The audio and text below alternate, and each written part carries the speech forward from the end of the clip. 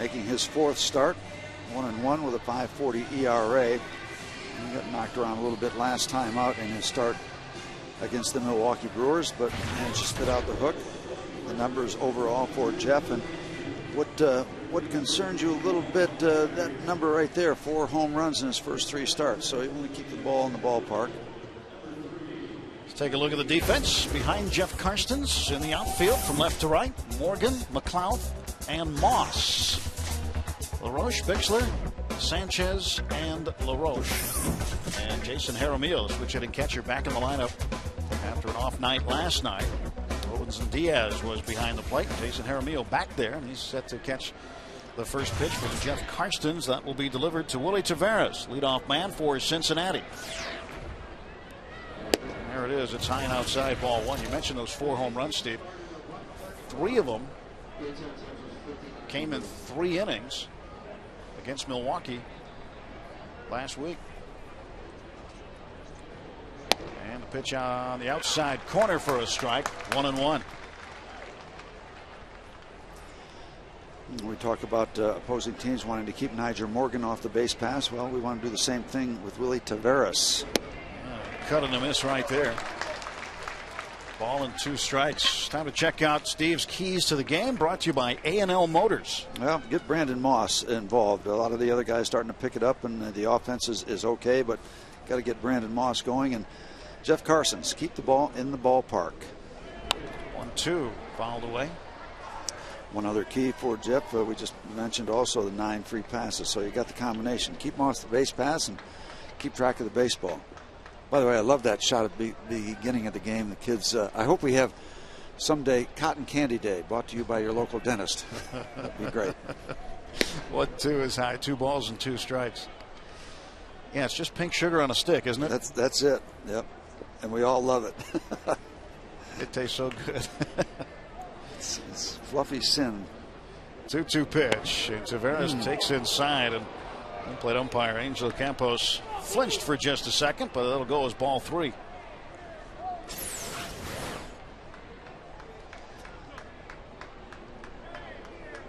Almost, but no cigar.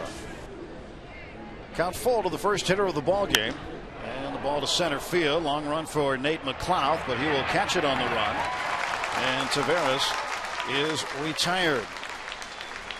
Angel Campos calling the balls and strikes.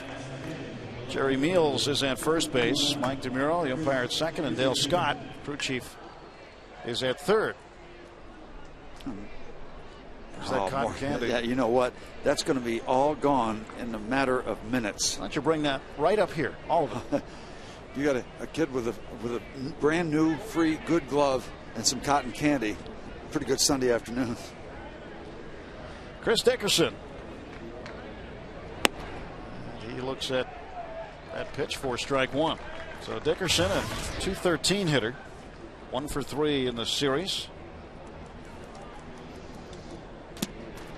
Last night Dickerson started, had an infield single in the 3rd. That was it. Was replaced by Darnell McDonald.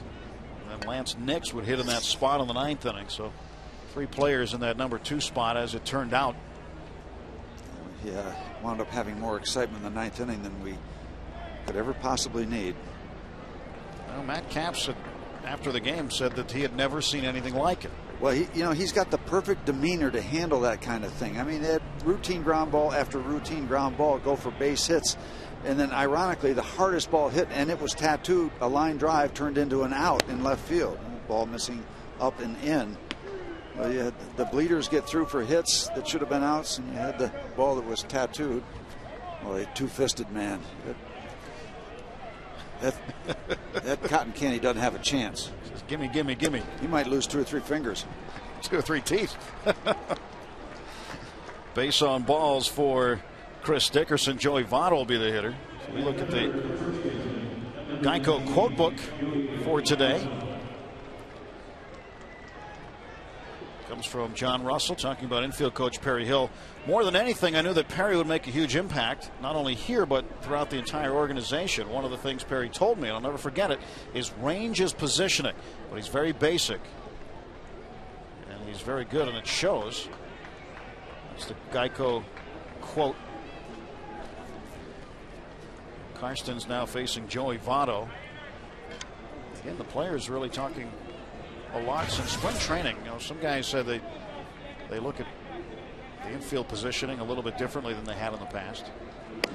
We had an example of that last night. I don't know if we have it on film. It's going to be something we show you, but Jay Bruce hit just an absolute one-shot line drive BB that was heading for center field, and Vasquez was right there waiting for it.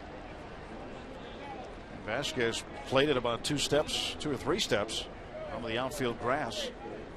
But he was positioned perfectly for him. Yeah, no chance if he's not exactly there. That ball was hit that hard.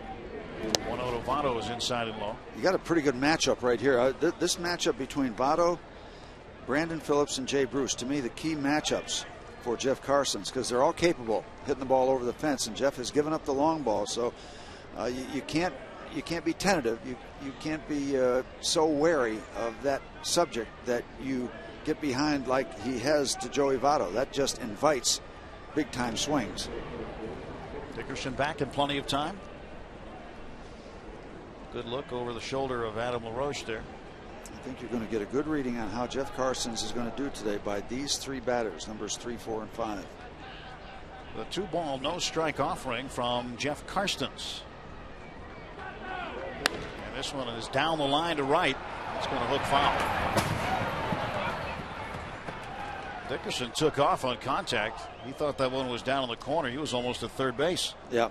If it was fair, it was not going to be caught. It was going to be a run for the Cincinnati Reds. He's got good speed, and there's no risk for him to just take off, because that ball was not going to be caught. It was either going to be foul or action down in that corner. Mark Berry coaching at third. Billy Hatcher, former Bucco, 4-time over at first base. 2-1 to Votto.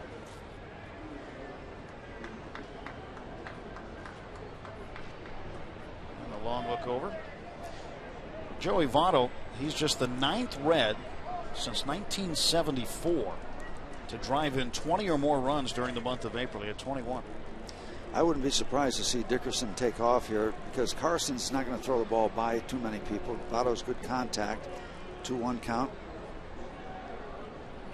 Again, the throw over there, and I think Dickerson was leaning and wasn't expecting the throw to be that good. He might have slipped a little bit. They water the track thoroughly before the ball games. I guess he didn't slip, but it was an awkward. That can be a groin pull there. That last stretch to get back to first base instead of sliding or flopping down on the belly to get back. Well, that reach. The field was covered since last night, since at the end of the game last night, and they did not take batting practice outside or infield. But it is a bit moist still because of the weather. 2 balls and 1 strike to Joey Votto. And the throw to first. Well, the Pirates convinced that there's a good chance Dickerson's going to take off. And again, you would expect some contact from Votto against Jeff. Dickerson 0 for 1 in stealing attempts so far this year. He stays home, and the pitch is low to Votto. 3-1.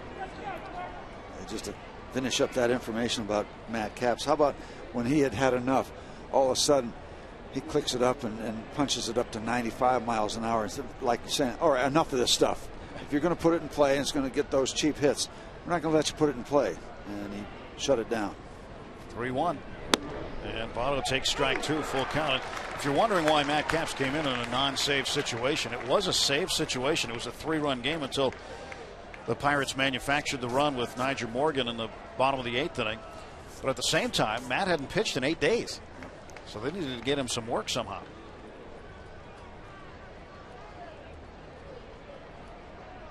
Three balls, 2 strikes. 1 out. Dickerson goes, and the pitch is hit in the air to center field. Drifting over toward left center. Nyjer Morgan will call for it, backpedaling on the warning track. And Dickerson will have to backtrack to first base. Talked about throwing some leather around for the Pirates. Well, here's that play Steve was talking about. Perfectly placed Ramon Vasquez on the field. And the catch and throw and the dig out. Another one by Andy LaRoche. And Nate McLeod taking one away from Willie Taveras. Nice stuff. Well, every pitcher loves to see that footage. Good stuff. By the way, just a little indication early in the game, that ball hit by Joey Votto last night and the night before, ball not carrying at all. Today the ball is carrying. That looked like a routine fly ball that would stay on the grass. It wound up being caught on the warning track. Something to keep track of throughout this game. Brandon Phillips takes a strike. Phillips at 192. 3 home runs, 10 runs batted in. Hit an opposite field home run on Friday night off John Grable on the first pitch he saw.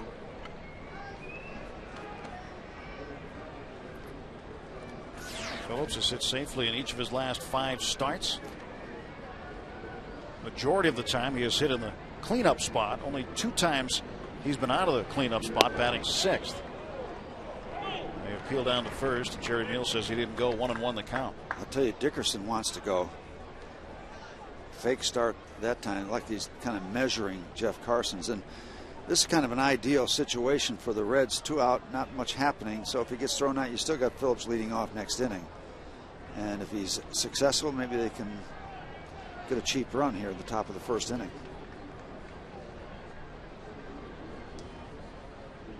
The 1-1 pitch from Karstens doesn't come. Keeping a close eye.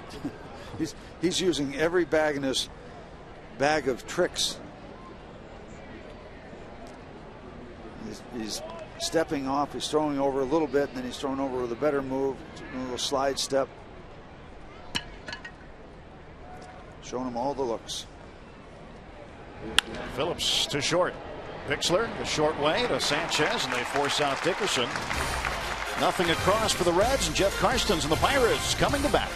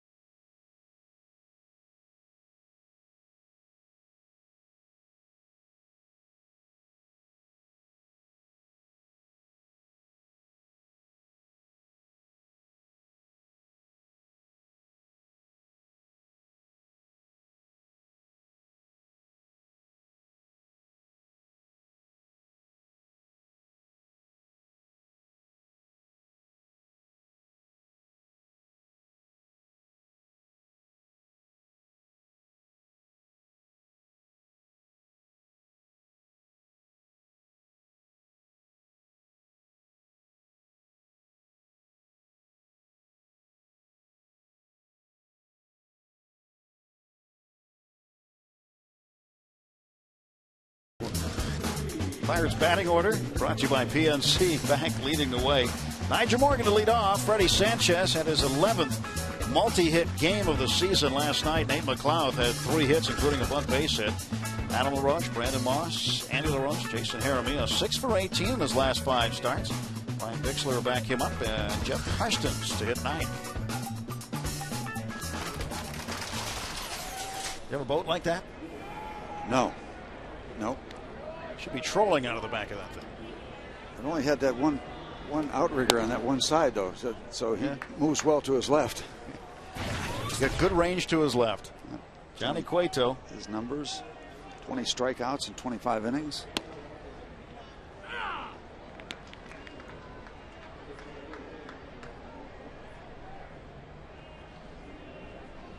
.23-year-old right-hander, 5'10", 201.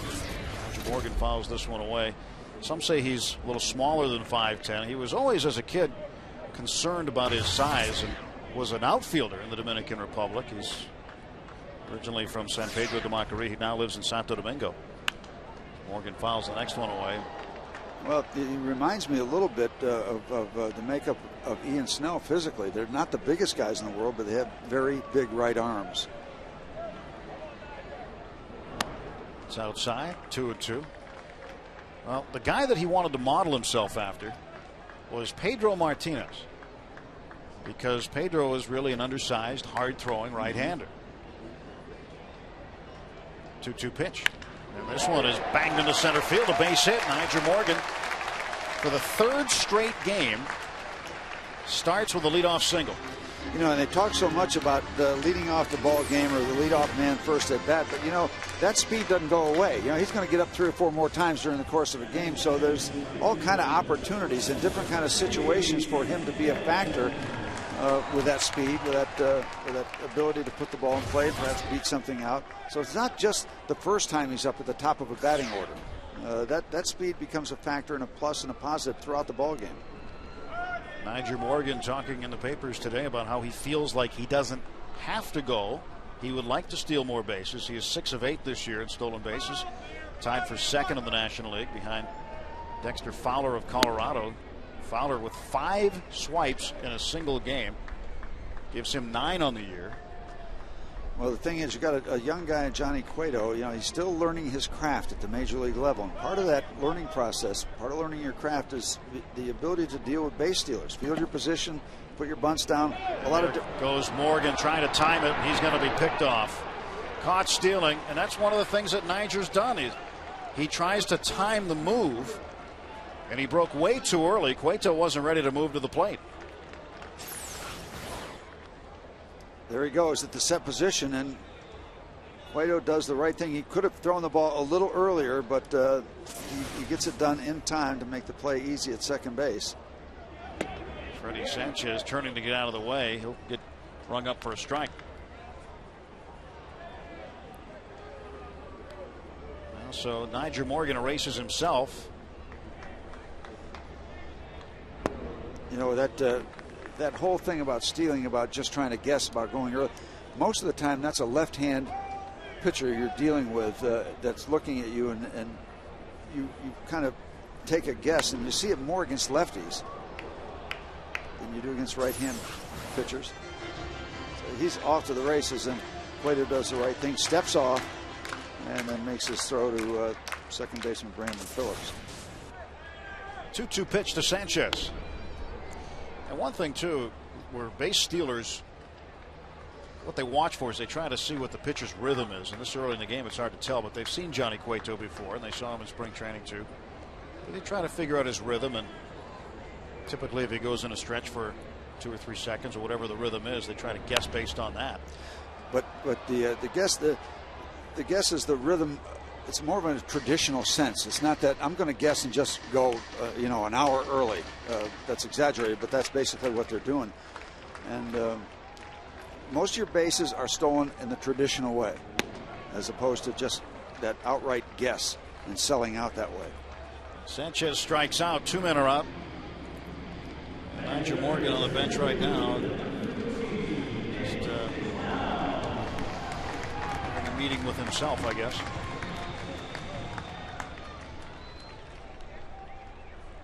You want to be aggressive on the base paths, and sometimes it's not going to work out for you, but the majority of the time it will. Yeah, and he's got enough speed where he doesn't have to make that outright sellout, that guess every time. I see it on occasion. I understand that part, but you don't have to make it a high. You know, the highest percentage of your attempts are going to be just that outright guess.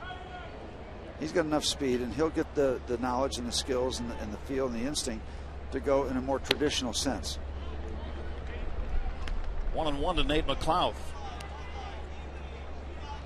McLeod had a bunt base hit last night.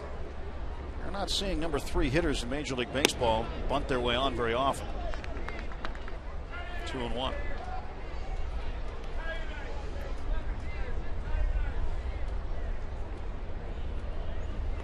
Johnny Cueto getting back on top of the hill. Told you his idol was Pedro Martinez, but his mentor, another guy like to throw it just like Cueto is Mario Soto, former Red. Pretty good mentors. Take a look at what those two guys have done in their careers. There's the wind and the 3-1. That's outside corner. Thank you, Mr. Campos, for the late call. That's one of the things. Every umpire is different. Some guys do it right away. Some guys do it when they get around to it. That's the style they develop as Major League umpires.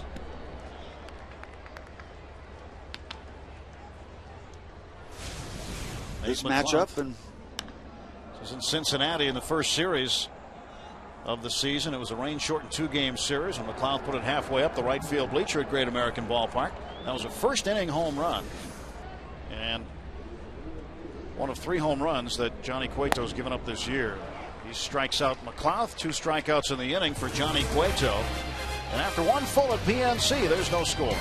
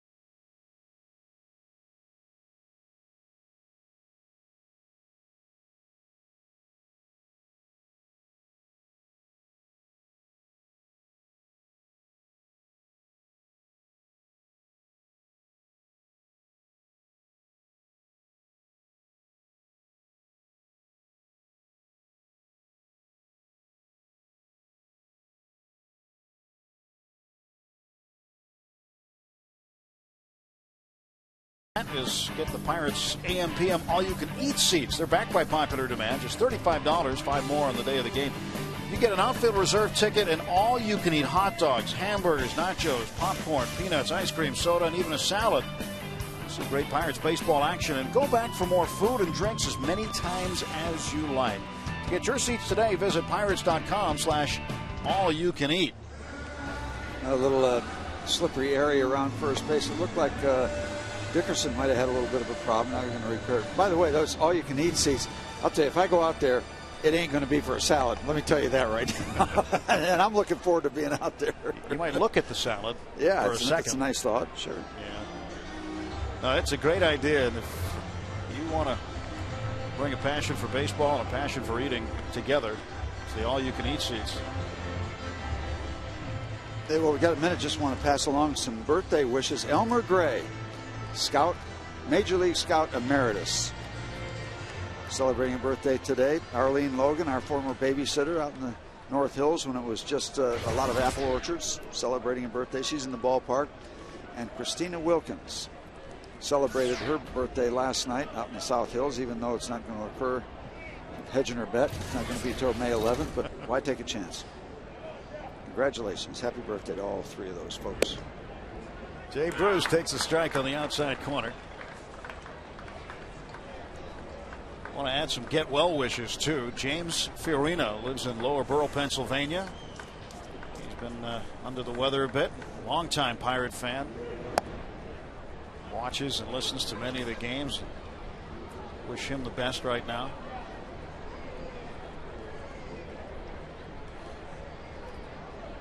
One pitch. 2 balls and a strike.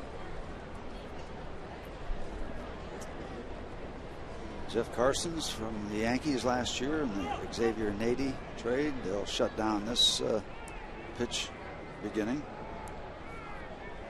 The Yankees signed him in 2003 in the 19th round of the draft, Jeff Carson's, as he gets reset to work against Jay Bruce. 2-1 pitch. This one is hit high in the air to right field. Moss heading back to the wall. Moss on the track. He looks up, and that ball's gone. A solo home run for Jay Bruce, his 6th of the season. And Karstens has given up another long ball. It is 1-0 Reds. About 10 rows back over the National League scoreboard, and we talked about the matchup of hitters 3, 4, and 5, and he gets by 3 and 4, but not number 5 as Jay Bruce takes him deep. Bruce is 5th, 6th, and the 5th given up by Jeff. Ramon Hernandez, the catcher, will stand in now. Jay Bruce, yeah, a little hug. He's going to hit a lot of home runs in his career, Jay Bruce. And a drive to left center field. That one is going to get down and roll to the wall. That'll be extra bases for Hernandez. McLeod will field, and Hernandez will settle for a double. So 2 extra base hits off Jeff Karstens to start the 2nd for Cincinnati. 4th double for Hernandez. Yep, one of our keys to the game. Keep it in the yard.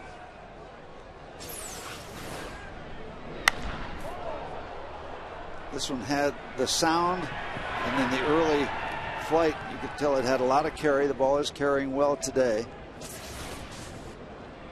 And nothing cheap about it. Runner at 2nd and nobody out. 1-0 Reds.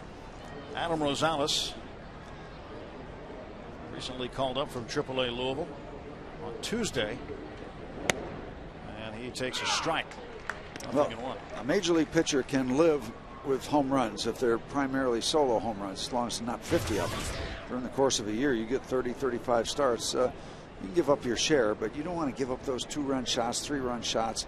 Solos, you can deal with it as long as there's not a ton of them. Jaramillo setting up way outside. 1 ball and 1 strike. Pirates need a home run. They haven't hit one in a week. Last one was last Sunday. Adam LaRoche, when he had 2 against San Diego, his 9th inning homer was the last one that the Pirates hit. Didn't hit one in Milwaukee. Haven't hit one here against Cincinnati in the series yet. 2-1 now to Rosales. It just seems like a week ago that seems like a month ago you guys were in San Diego. I mean, maybe it's just the distance of the city or whatever. It seems like a long time ago. I know we weren't wearing jackets. 2-1 pitch. We weren't wearing them here in Pittsburgh either. It was about 87 to 90. Actually, last weekend it was 20 degrees warmer in Pittsburgh than it was in San Diego. This morning, going over to the ballpark, a little bit rainy, but it has cleared up pretty nicely. A nice day for a game. 3-1 pitch, and Rosales pops this one up, foul ground. Adam LaRoche drifting toward the track. He'll make the grab. Hernandez bluffs, and there's 1 out. That'll bring up Mr. Gonzalez, and he got the wrath of Caps last night.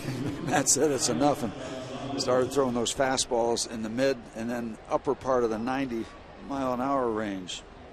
And that was the strikeout that ended last night's game that got a little testy in the 9th inning. That was the payback for his home run in the 3rd inning off the left field foul pole. Drove in 3. Gonzalez not known as a home run hitter, but he had one that hung up there just long enough. Pitch by Karstens is in the dirt. Well, last night in the 3rd inning. We talk about how big this left field is, but that left field corner is not that big. Boing! You could almost hear it clank off the big, thick foul pole down the left field line, 325. So down in that corner, you don't have to hit it all that far. 1 ball, no strikes. Hernandez leads from 2nd, and this one is wide of 3rd. Foul ball. The left field here in this ballpark is huge, but the left field corner is not.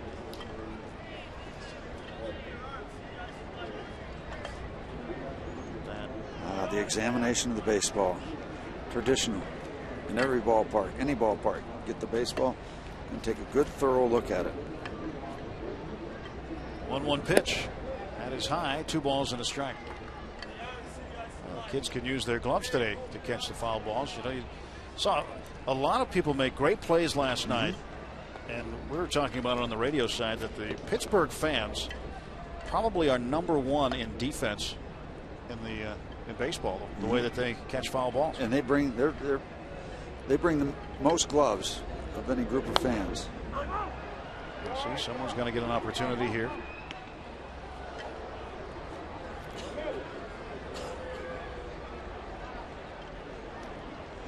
Sign him up. Yep. Young Freddie Sanchez fan gets some good use out of his glove now. That's great.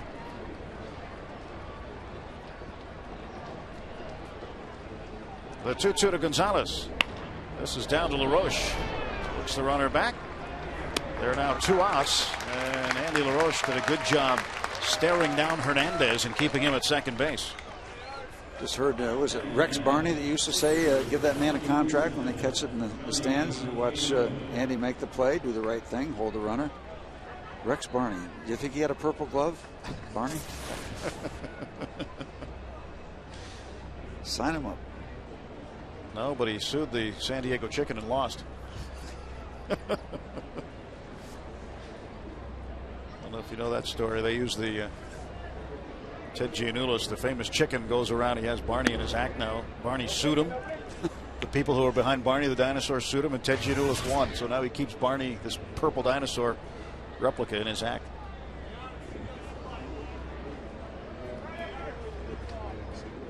One ball and no strikes to the pitcher, Johnny Cueto. 2 down, top of the second. This one is fouled back. Oh, this will be a nice little way to clean up the second inning. Home run, then a double.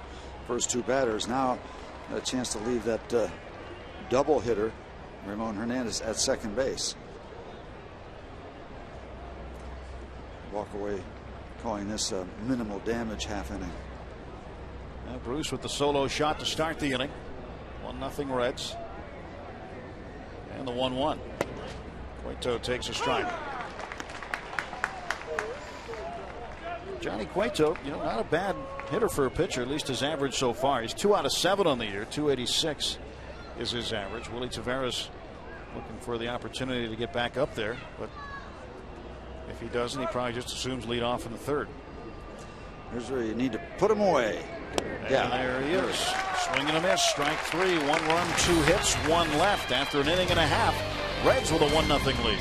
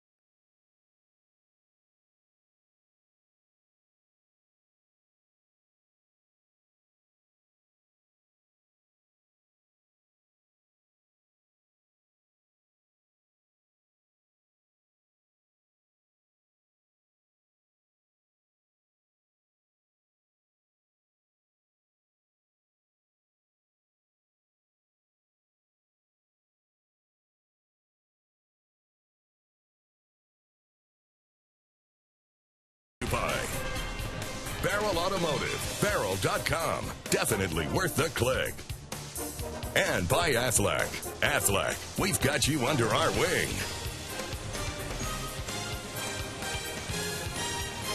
Nice day in downtown Pittsburgh today. Time for our day automotive. This day in Pirates baseball history, May 3rd, 1977, the Cobra struck for 2 home runs. Dave Parker hits 2 out of the yard in an 8-7 win over the Atlanta Braves. That's our this day in Pirates history, thanks to Day Automotive.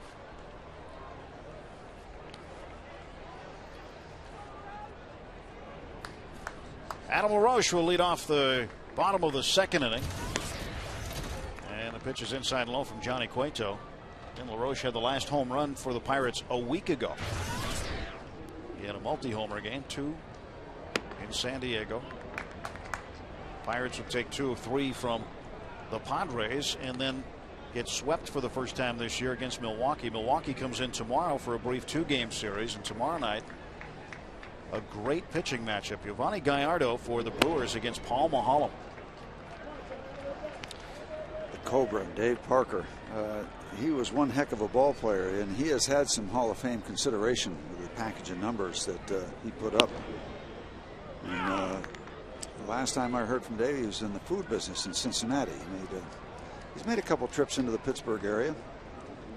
Dave Parker, one heck of a baseball player. 3-1 pitches in there for a strike, 3-2. There's a hat circa the Dave Parker era. A lot of labels attached to that hat. I used to call them the railroad conductor hats. Call them different things. The pillbox hat. Yeah, they worked. Strikeout number 3 for Johnny Cueto. Dave Parker, 1979. He was the MVP of the All-Star game. What a great year 1979 was for the Pirates 30 years ago. And Dave Parker able to get a run home here and watch this throw. How about that? Just a bolt of lightning for a right arm. Yep. He did it to a runner at home plate, too. This might be it right here.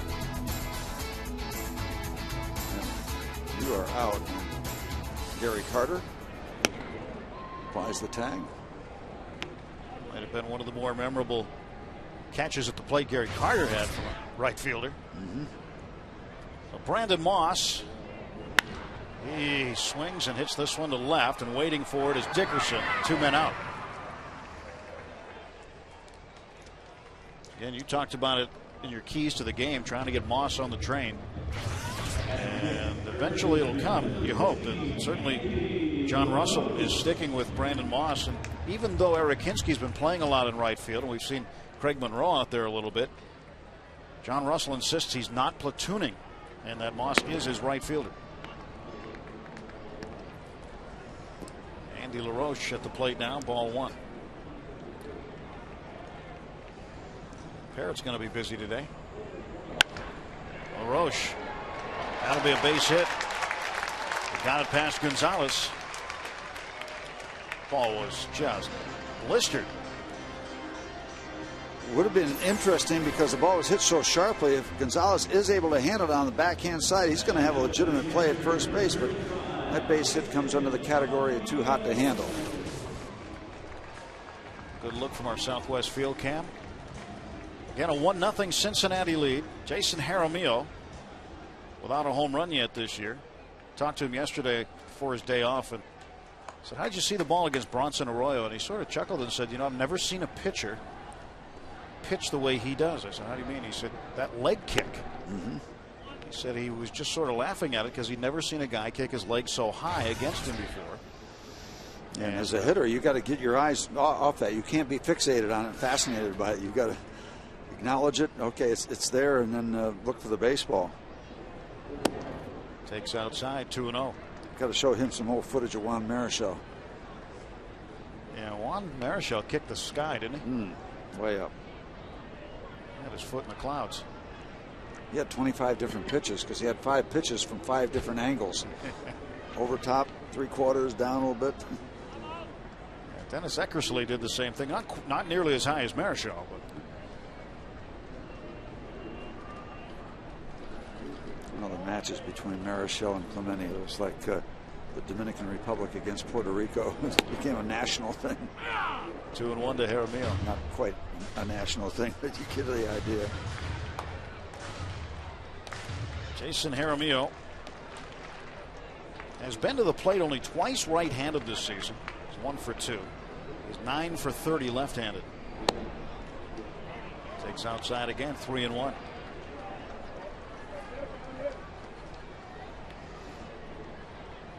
The old saying, the quickest way to the big leagues, be a switch hitting catcher. Doesn't hurt. Or a left-hand pitcher that can stay healthy. That's right. Jaramillo lines this one down the left field line. That's going to go foul. 3 balls and 2 strikes. Another souvenir. Got the glove. Whole row has gloves. Yep. They came ready. They're the right age. They are armed and ready. 3-2 pitch. This one is a line drive, is center field, and out to play is Gonzalez. What a play. And he robs Jaramillo of a hit. What a play. That's all about timing. That's as good as you can do as a shortstop going out to the outfield. Great play by Alex Gonzalez, the Reds shortstop. We're through 2. It's a 1-0 Cincinnati lead.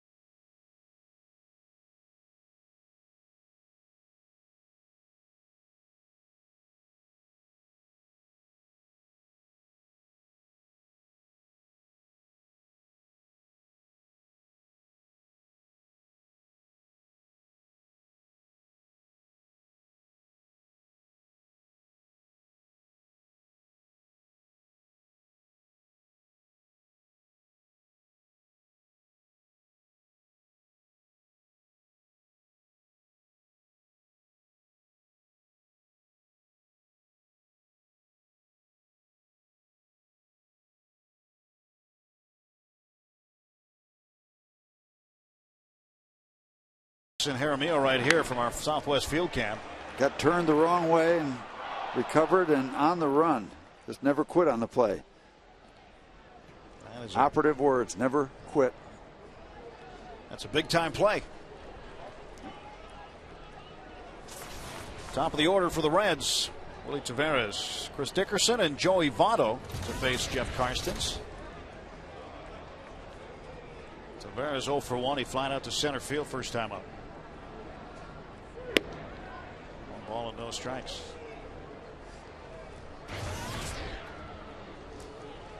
Taveras has stolen 5 bases this year. And 68 last year. There's a hot shot through the left side and a leadoff single for Taveras. Let the games begin between the pitcher and the base stealer. We'll see what Dusty Baker decides to do with Willie Taveras. Good opportunity, up 1-0 early in the ball game. Trying to get a man in scoring position for his 2 and 3 hitters coming up. Chris Dickerson, Joey Votto, Jerry Hairston Jr. was a guy last year who was in that leadoff spot a lot for the Reds, while Taveras was in Colorado. The Reds wanted some speed at the top of the order, better speed, and they got it. Karstens pitches high. Dusty Baker giving the signs out to third base coach Mark Berry. One of those might mean something, or they all might mean nothing.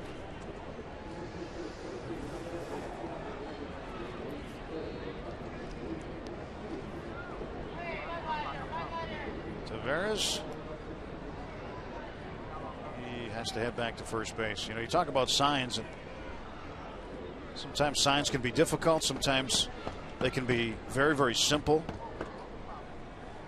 Sometimes what Dusty was doing right there, hand on the railing, that could be a sign. There goes Taveras. The throw down by Jaramillo, and he got it. Nice stuff. Jeff Carsons did as much as he could do. Taveras got out of the blocks, and Jaramillo a strike. First time this year Taveras has been caught stealing. Oh, and you look at the tag. The tag is up on the body. If we get another chance to look, this is always an interesting call because the umpire has to decide where the foot. You got to almost be able to see where the foot is and where the tag is applied. Watch the tag. You know, up on the leg, so it wasn't too high. And, just nice work.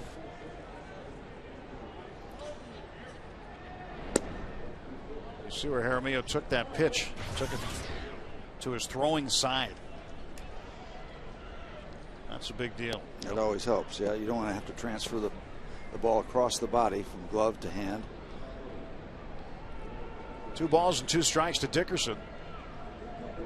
And he lifts this one foul out of play. A lot of people think that for a catcher to throw at a base runner, they think a high and outside pitch is good, but it actually isn't, because then you have to catch the ball, bring it back across your body. It's better if it's inside because the ball is almost where your throwing hand is anyway. You want that, and you also want your outfielders to kind of catch the ball on the shoulder side, away from the glove side, on the throwing shoulder side. 2 ball, 2 strike pitch. But you're going to also see again, even though it's on the leg, it's not way up on the body. See, he gets that one on the throwing side. Yep. So there's the release.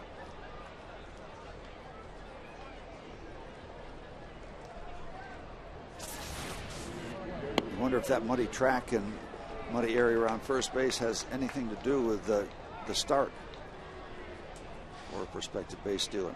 One thing to watch, especially when Taveras is out there, is watch his left foot. He will kind of dig in a little bit to try to get a plant space. You know, like a hitter will dig into the batter's box or a pitcher will dig into the rubber. He does it as a base runner. Start moving that left heel back and forth, digging in his toe. Joey Votto at the plate with 1 out. Dickerson also a threat to go. Looked like last time, Steve, he wanted to go. He was on base in the first inning. If we have a chance, don't want to beat this into the ground, but I want to, if we can, freeze where the tag was applied on Taveras and where the foot was, because that's the responsibility of the umpire to know both neighborhoods. Pitch to Votto, big cut and a miss. Let's see if we can freeze that. Here comes Taveras. Here comes the throw. Right there. See, the umpire's got to be able to see both areas, where the tag is applied and where the foot is.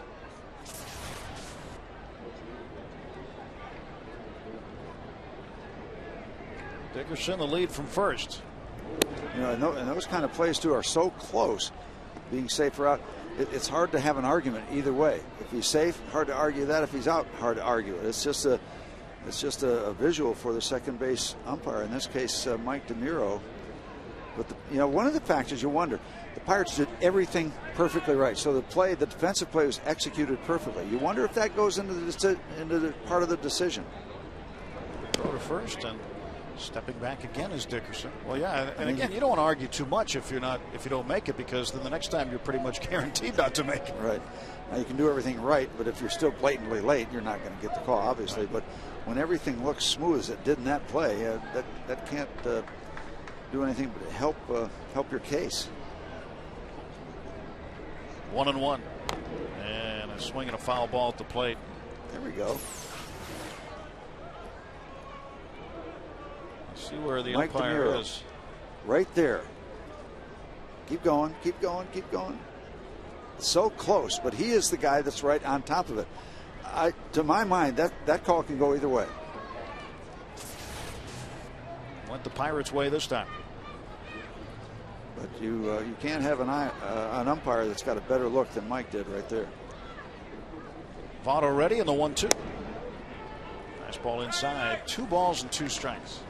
Jeff Karstens Born in San Diego, lives in Tampa, Florida now. And he's only given up 1 run, but he's somewhat laboring out there. And now he's given Votto a chance to see a lot of pitches.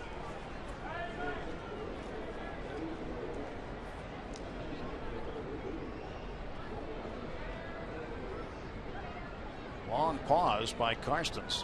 Now the 2-2. That was well done. If you don't have timeout called, that makes everybody jumpy except the pitcher. The batter gets a little anxious, the runner gets a little anxious, and if you can pull that off without somebody calling timeout, I think it gives you a little bit of an edge. He's standing there staring. Those hitters don't like to stand up there and wait and wait and wait from the set position. And those runners that might think about going, they're kind of frozen. They're anxious to get going earlier than that time Karstens was going to let anybody do anything.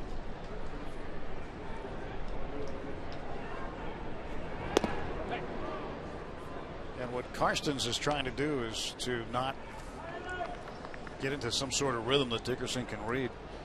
Barrel Automotive League leaders stat. Most double plays this season. Houston with 30. So the Pirates with 27. I want to make a point about that too if we get a chance. Runner goes, pitch is swung on, fouled back. There are some people that say, well, double plays, that means you have a lot of runners, so it's not a valid stat. Well, you know what? In a major league game, major league, you're going to allow a lot of base runners. So I think the more double plays you have, the better off you are, because there's always going to be runners around.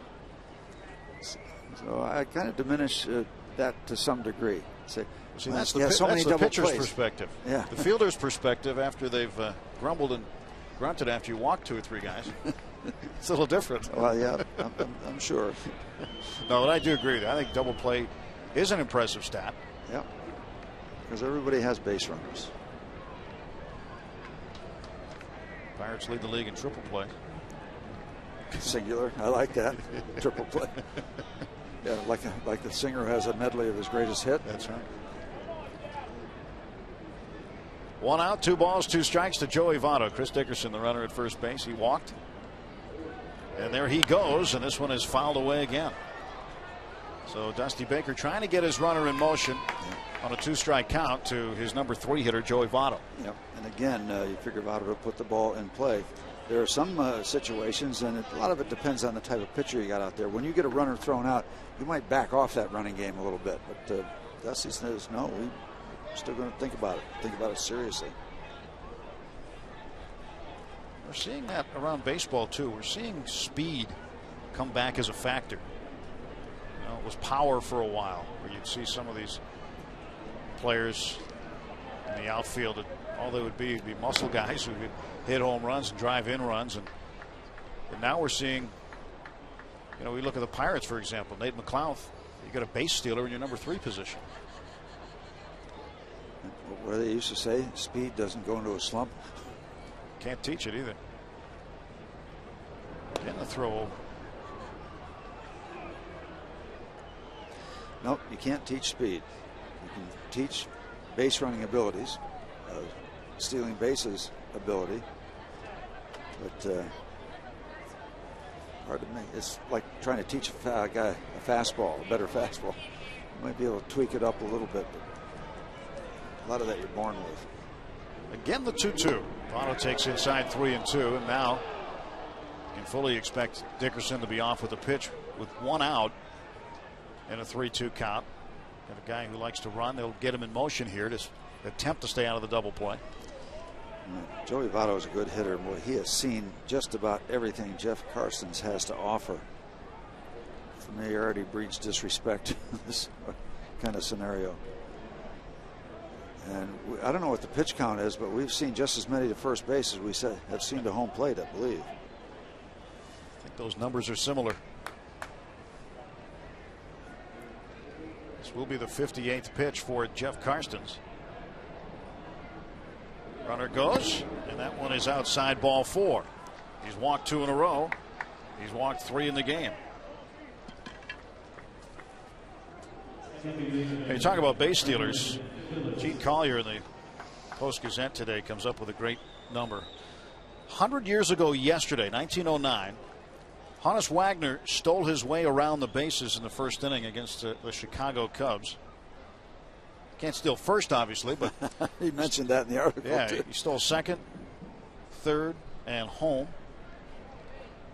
And 27 times Honus Wagner stole home. And watching Jacoby Ellsbury last weekend of the Boston Red Sox steal home was just incredible to see in today's day. We just don't see it that much. It was a straight steal of home. Like a national event. Yeah. And a week later, it's still being talked about. Comparisons are being made. You know, we see the famous footage of Jackie Robinson stealing home. Yogi Berra throwing a fit. Yeah, I think Yogi blew a gasket. One out. Phillips way in front. Still a forced play available for the Pirates on the infield.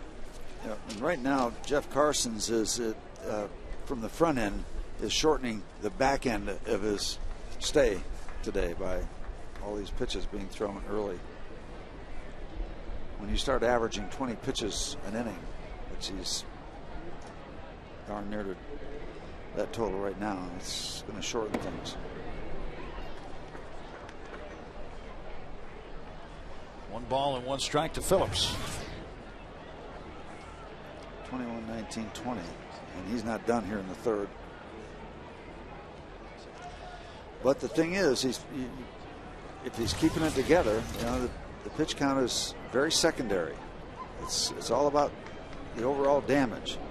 So far, minimal, just 1 run, but he's in the soup here in the third. 1-1 to Phillips. Up in the air it goes. Andy LaRoche fighting the sun with his glove. Field fly roll. He is automatically out. Yeah, I was wondering when that right hand was going to go up by the umpires, and all of a sudden 3 arms went up. I think they were waiting. Home, third, and second. Waiting until they saw the ball too. As Dale Scott just looked up into the sun. So the infield fly rule, runners on first and second, or first, second, and third with less than 2 outs. Batters automatically out, and the runners may advance at their own risk. Brandon Phillips continues to struggle. 192 coming in, so he's probably in the 180s right now, and this is a much better hitter than those numbers would suggest. So we'll get these Reds out of town. If he's going to get hot, let him start tomorrow.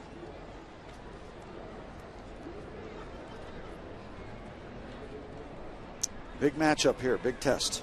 Jay Bruce homered, first time up, got 2 runners out there in front of him. 2 out situation could become a big out for Jeff Karstens if he can get him. Top of the third. 2 men are out. And Bruce takes low. Jaramillo just letting the runners know he's thinking about them. The Pirates fully expecting Jay Bruce to pull the ball against Jeff Karstens. Nigel Morgan way over. Left center field. Nate McLeod shading over to right center.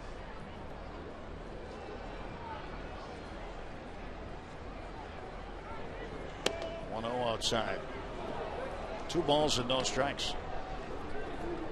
It's hard to pitch from behind, especially against a guy with good power like Bruce. You have to come in eventually if you want to throw strikes, and the hitter knows it's more likely, or he's more likely to get a strike in a 2-0 count.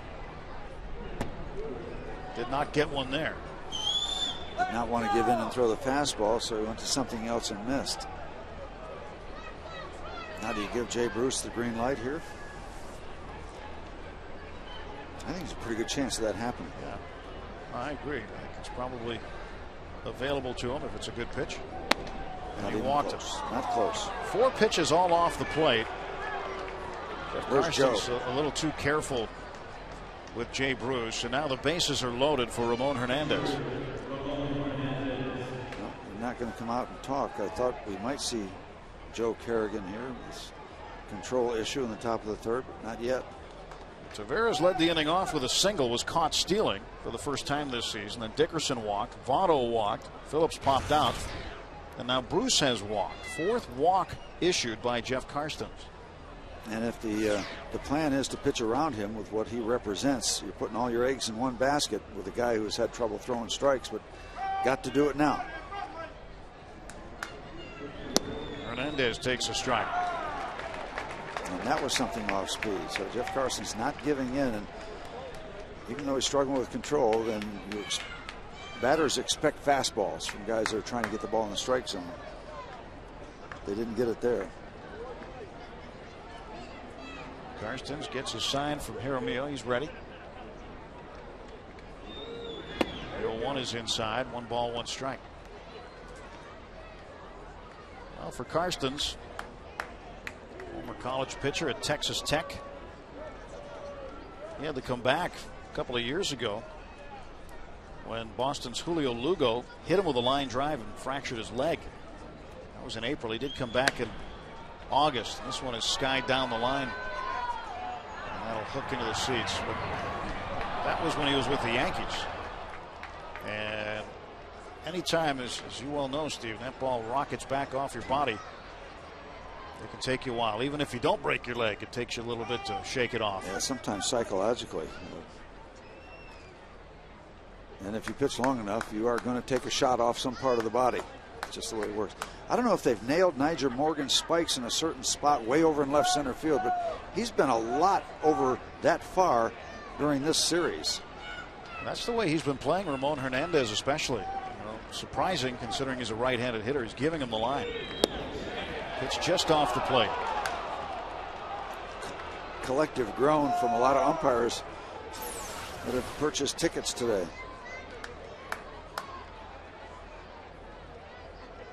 Jason trying to sell that strike. No sale.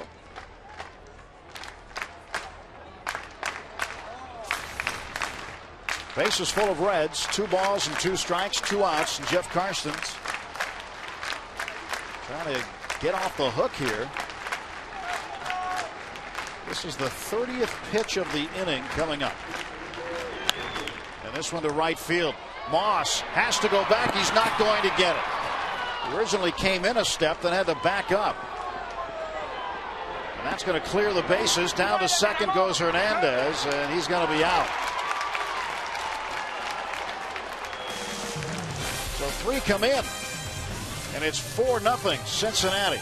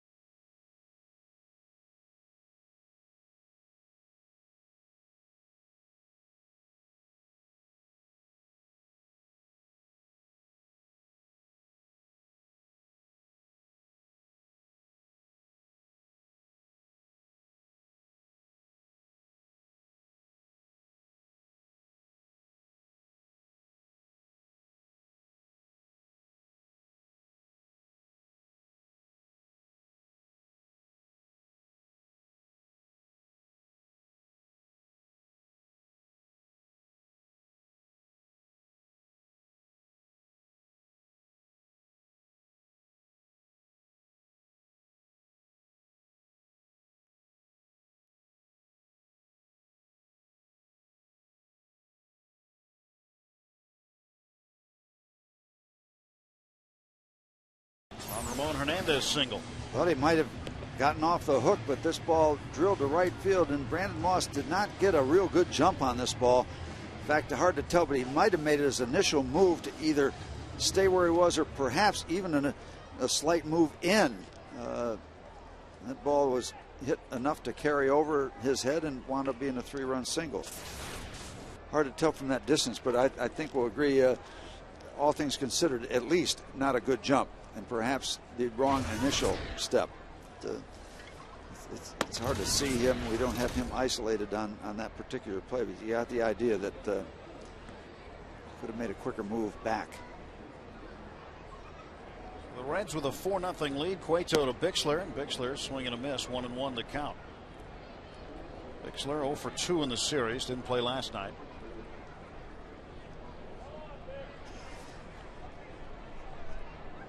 Bixler up here while Jack Wilson is on the disabled list. And another swing and a miss. 1-2. Johnny Cueto all of a sudden with that 3-run single has a 4-0 lead. I told you about his strikeouts coming in. 25 innings, 20 strikeouts. Well, Cueto had a good outing last time out on Monday against Houston. Bixler strikes out. That's the 4th strikeout for Johnny Cueto. And we're in the bottom of the 3rd inning. Now, the easiest way to make sure you get tickets to all your favorite matchups and promotional games is with a Pirates 10-game ticket plan. You buy 8 games and receive tickets to 2 additional bonus games on us. Create your own plan made up of interleague opponents, fireworks nights, live music, and other can't-miss dates. To design your custom 10-game plan, call 1-800-BUY-BUCKS or visit pirates.com. One out for Jeff Karstens, and the 1-0 pitch is in there for a call strike. Cueto won 9 games as a rookie last year, and you wonder how he got to the big league so quickly. In 2007, 2 stints in the minor leagues for the Reds, a combination of 15-3. That will get anybody's attention, and you will move through an organization when you put that kind of year together. Almost a strikeout per inning last year in his rookie year. And it's just a matter of time before I believe he adds to a strikeout total here in this ball game. It's kind of got Jeff Karstens where he wants him. Karstens got a piece of it. Count stays even, 2 balls and 2 strikes. Karstens has not had a base hit this year. 4 at bats, 3 strikeouts. He's worked them full, 3 balls and 2 strikes.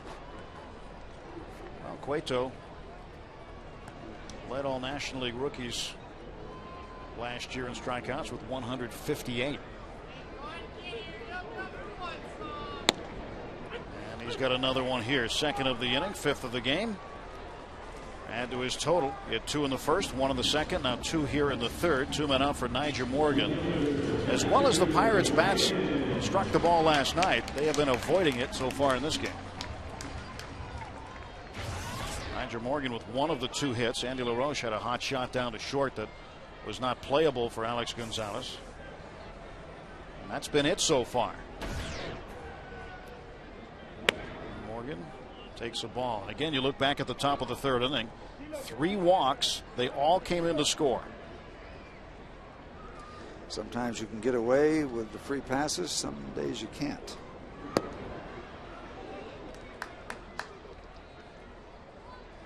So sometimes you look at those situations and say, well, maybe Moss might have had a chance. And I'm not passing judgment. I wasn't sure about that. That ball had a lot of carry. But, okay, maybe he could have made a play and didn't. But you know what? You didn't have to load the bases with free passes either. So, you know, the blame can be distributed. 3-0 to Morgan. Nyjer had the base hit and was caught stealing last time. Over his first 2 major league seasons so far, Morgan is a 67% base stealer. Takes strike 1.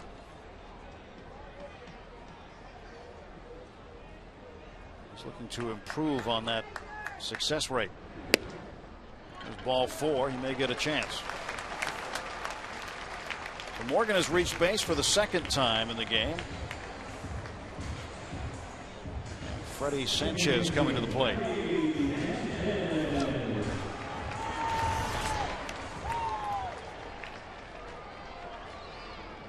So Sanchez struck out. Didn't have his greatest at bat in the 1st inning. Well, 2 outs, and the Pirates trying to get at least a little something going. Maybe get one back here. Find a way to get to Johnny Cueto. Last time Nyjer Morgan was on base, he tried to time his break and went a little too early.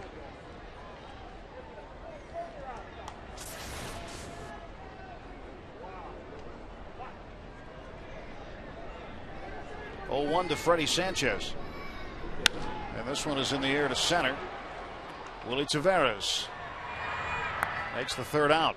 So, one man left on base, and through 3 full, Johnny Cueto and the Reds have a 4-0 lead.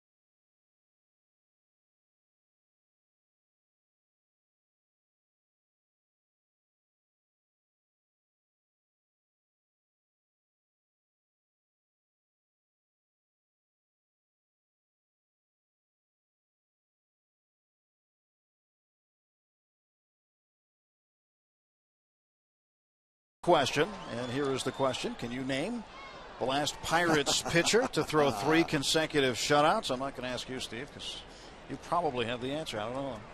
We'll give you the answer. I can give you a decent guess. I know that. Bottom of the inning. We go to the top of the 4th inning. Adam Rosales takes the first pitch and lifts this one in the air to center.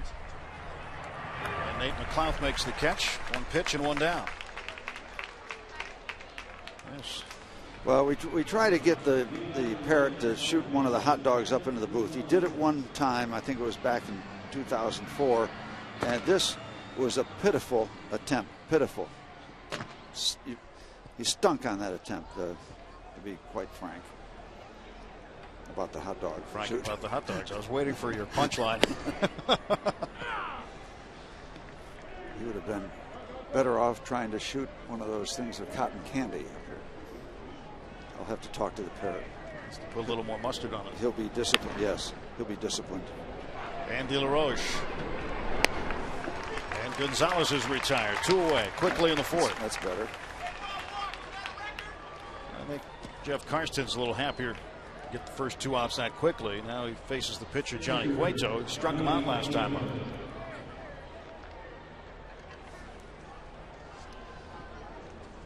So 2 outs on 3 pitches. Yeah, it's 10%. 30 last time. He threw 30 in the 3rd. Now he's thrown 3 in the 4th. And Cueto takes the first one. That is ball 1.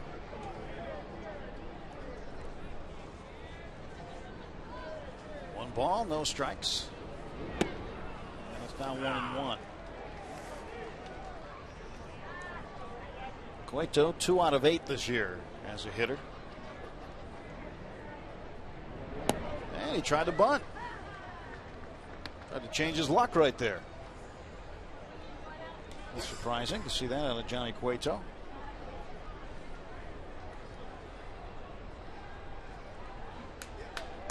Ball and 2 strikes.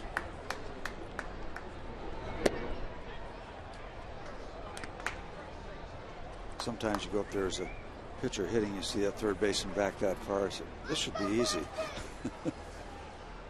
Quite as easy as it looks. And the 2-2 is hit in the air to shallow center.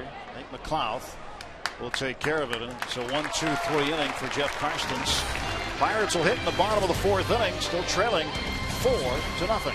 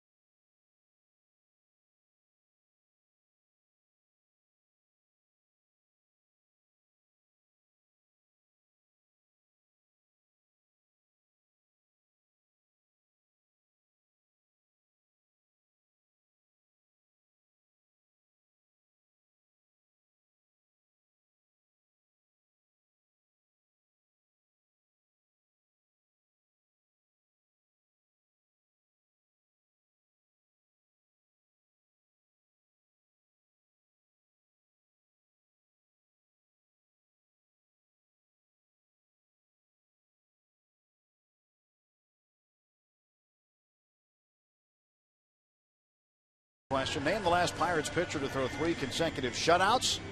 Well, it was my partner, Steve Blass, in 1968. What a September he had. The 15th, the 20th, and the 24th against the Mets, Cubs, and Reds, respectively. That's when you're cooking. Well, 3 in a row. 4 days rest there in the last one. I mean, gee whiz. Well, that was the year of the pitcher. You remember Bob Gibson had the 1.12 ERA. She's happy that she got the answer right. Yeah, I guess so. Yeah. Denny McClain won 31 games. How about Bob Gibson that year? 1.12 ERA. I think he's 22-9. Can you tell me how you can beat him 9 times with a 1.12 ERA? Impossible. Well, it was possible apparently. But well, it was. The reason was there was a lot of pitchers having good years in '68, so he ran against some shutouts, I'm sure. McLeod, 1 ball, 1 strike. Nate struck out first time up, 0 for 1. Think of that, 1.12 ERA. I believe that year he had 28 complete games also. McLeod fouls it away. He's behind in the count, 1-2. But that's when pitchers were expected to pitch deeper. You know, we talk about quality starts today. How many times in the 60s did you talk about quality starts? You were expected to go deeper. Yeah. Well, you were trained in the minor leagues. The development and training techniques and routines have changed. 2-2 to Nate.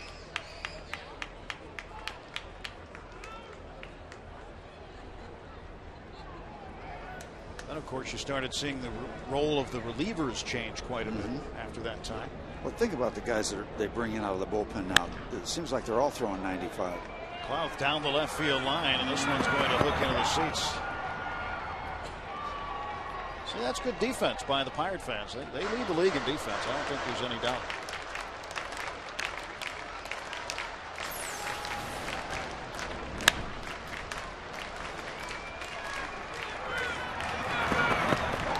Just playing the carom.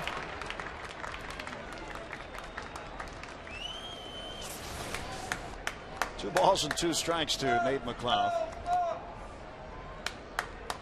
Good story in that baseball. And McLeod, for the 2nd time today, strikes out. Well, every Sunday Pirates home game is a Giant Eagle Advantage Card Day, where this season the Bucks offer you 2 ways to save. Show your Advantage card at the PNC Park ticket window on the day of the game, and you'll save $5 off of selected reserved seats for your family. Or visit the ticket office in advance to double that savings to $10 off. For more information, call 1-800-5-BUCKS. Next Sunday home game, May 17th against the Rockies. All kids 14 and under will receive Oliver Onion Build-A-Pierogi. And LaRoche is out. Brandon Phillips trying to build a nice play, and Johnny Cueto likes it. Boy, take a look at this ball coming back at Johnny Cueto. Right past the coconut. Boy, that could have been very, very serious. He gets out of the way, and then Brandon Phillips makes a real good play.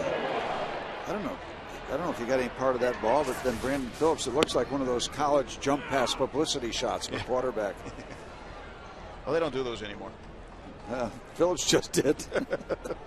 I know that's been a while.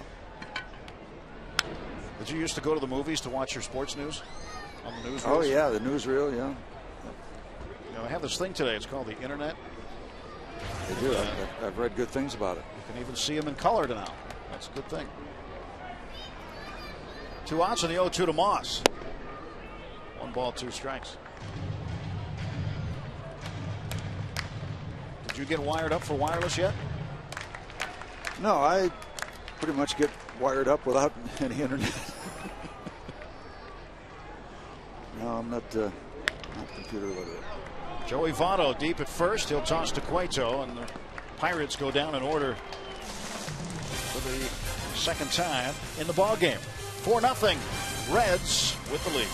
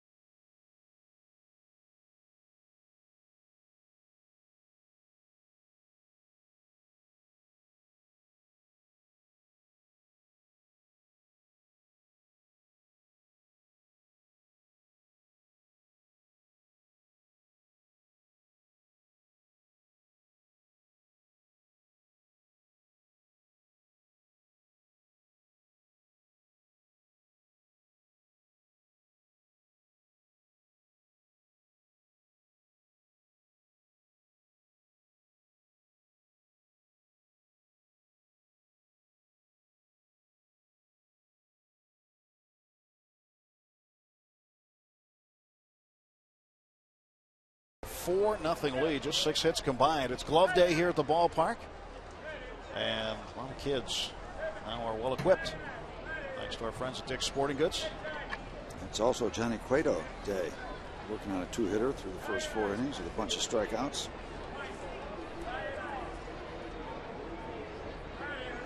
Ooh. And Phillips returning some souvenirs.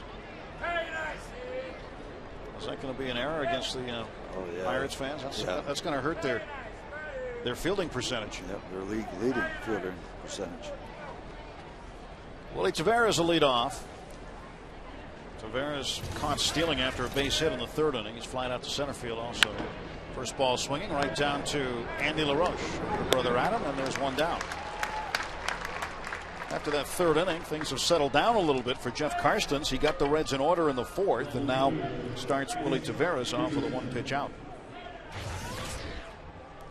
Chris Dickerson walked twice. Yeah, the game at this point is not out of hand. I mean, it feels that way with the way Cueto is pitching, but that can all change in a moment. 4 runs.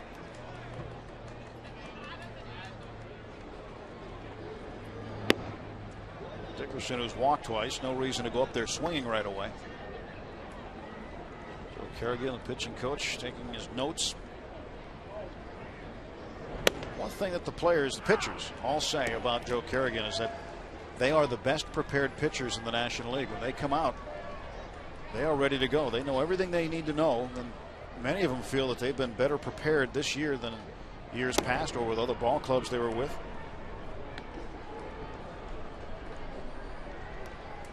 Ian Snell visiting with Ramon Vasquez on the dugout bench. 2-1.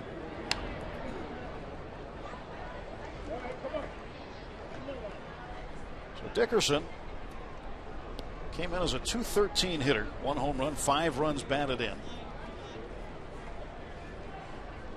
Splits time in left field with Jerry Hairston Jr. 2-2 pitch. This one is fouled away down the left field side.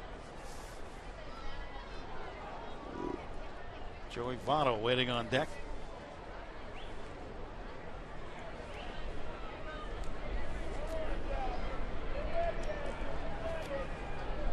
Two delivery. Again fouled away. People think of Cincinnati. They often talk about the big red machine. But the economics of baseball, Steve, the business of the game, you think we'll ever see a team like that? I don't know. They had quite a collection of talent. It would cost you a lot of money to lock up that group that they had. This one's down to 3rd. LaRoche to LaRoche, and there are 2 down. When you think about that group, we start with Johnny Bench, Pete Rose, Tony Perez, David Concepcion, Joe Morgan. Guys like Lee May, and you had Gary Nolan and Don Gullett. Foster and George Foster came along a little bit later on. Yep. Ken Griffey Sr. was there for a time. Tony Cloninger had a real good baseball team. Well, the battles that the Pirates and Reds had in the 70s are pretty classic stuff, I think. Big cut and a miss by Joey Votto. The class of the National League. Those matchups are great. They played each other quite a bit. A lot of postseason activity. Record all time. Pirates have won 1,017 games and lost 971. Got the edge. 1-1 pitch. I mean, that's a record where losing 971 games doesn't look all that bad. No. When you've won 1,017.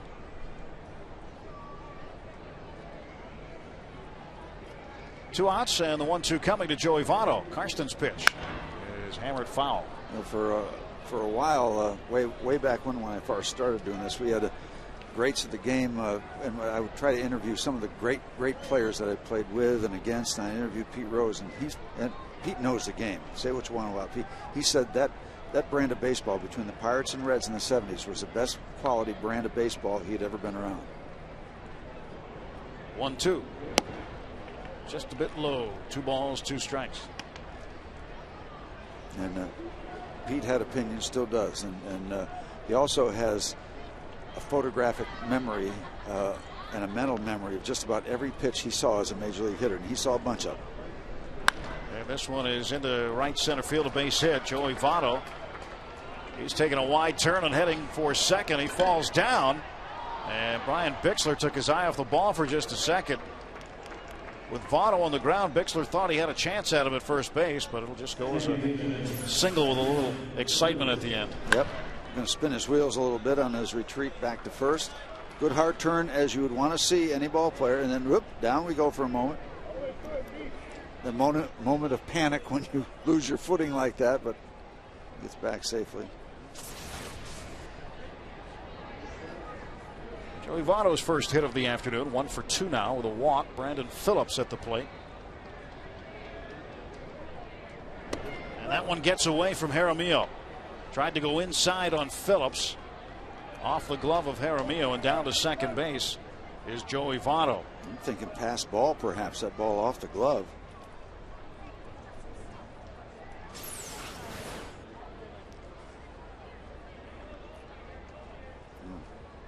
Regardless of what they rule it.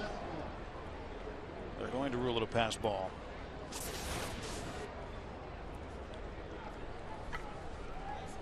Jaramillo going to the other set of signs now that Votto's at second base. And the pitch to Phillips is a line drive to left field. It's going to drop in front of Niger Morgan. Votto around third. He'll score.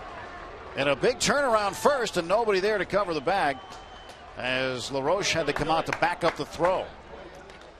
So the 5-0 Reds. Pass ball is costly. 2 quick outs, base hit, pass ball, base hit. And that is a huge run that the Reds tack on.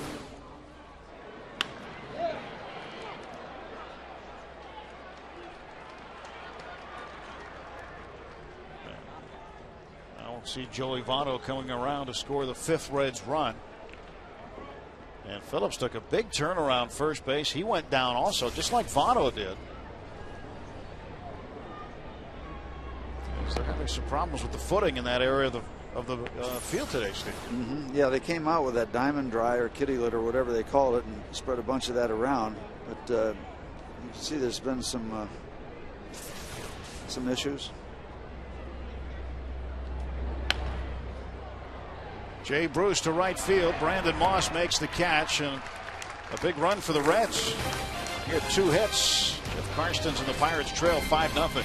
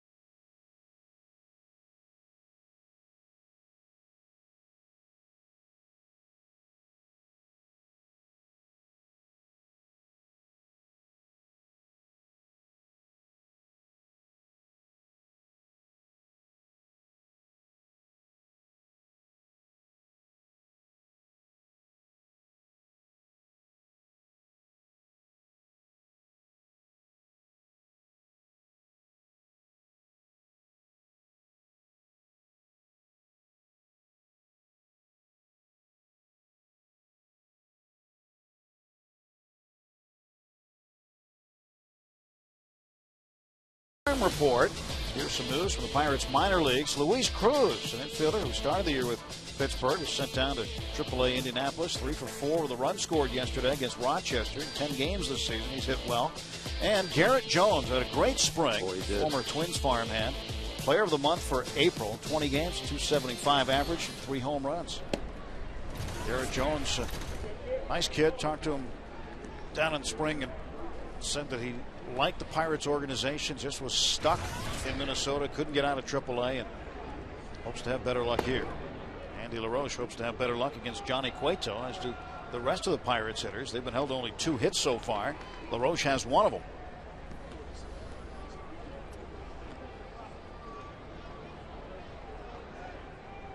Tough combination when you're not pitching very well and you're not hitting very well. Tough. Evan Meek is up and working for the Pirates in the bullpen. Karstens due to hit 4th this inning. And LaRoche down to 3rd. Rosales plays it off the grass. And there's 1 out. Well, you got to start thinking too. 5-0. That extra run.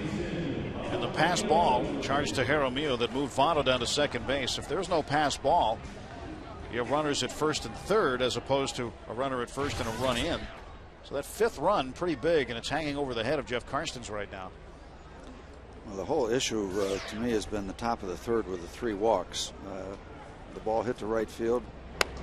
That drove them all in.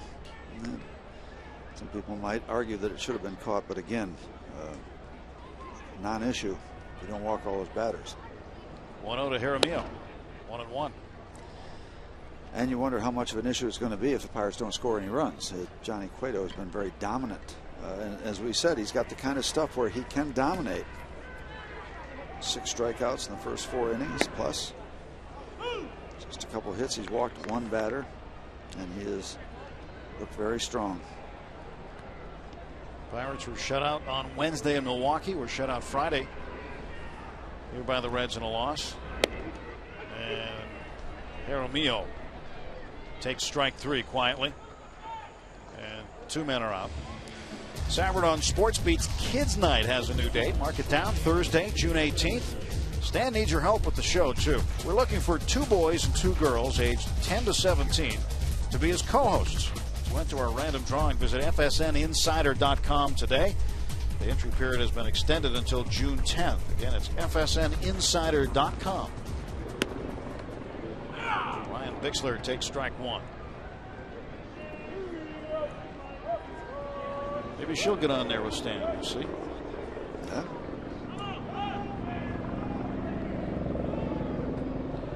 You know, one thing we've noticed, too, is that the Pirates are taking a lot of strikes today, Steve. Doesn't seem like their approach is as aggressive as it was last night. And because he's throwing a lot of strikes, they're quickly behind in the count. No balls, 2 strikes. Hit Craig Monroe in the on-deck circle. Don Long, the hitting coach, was pretty pleased with what he saw last night, obviously. 13 hits.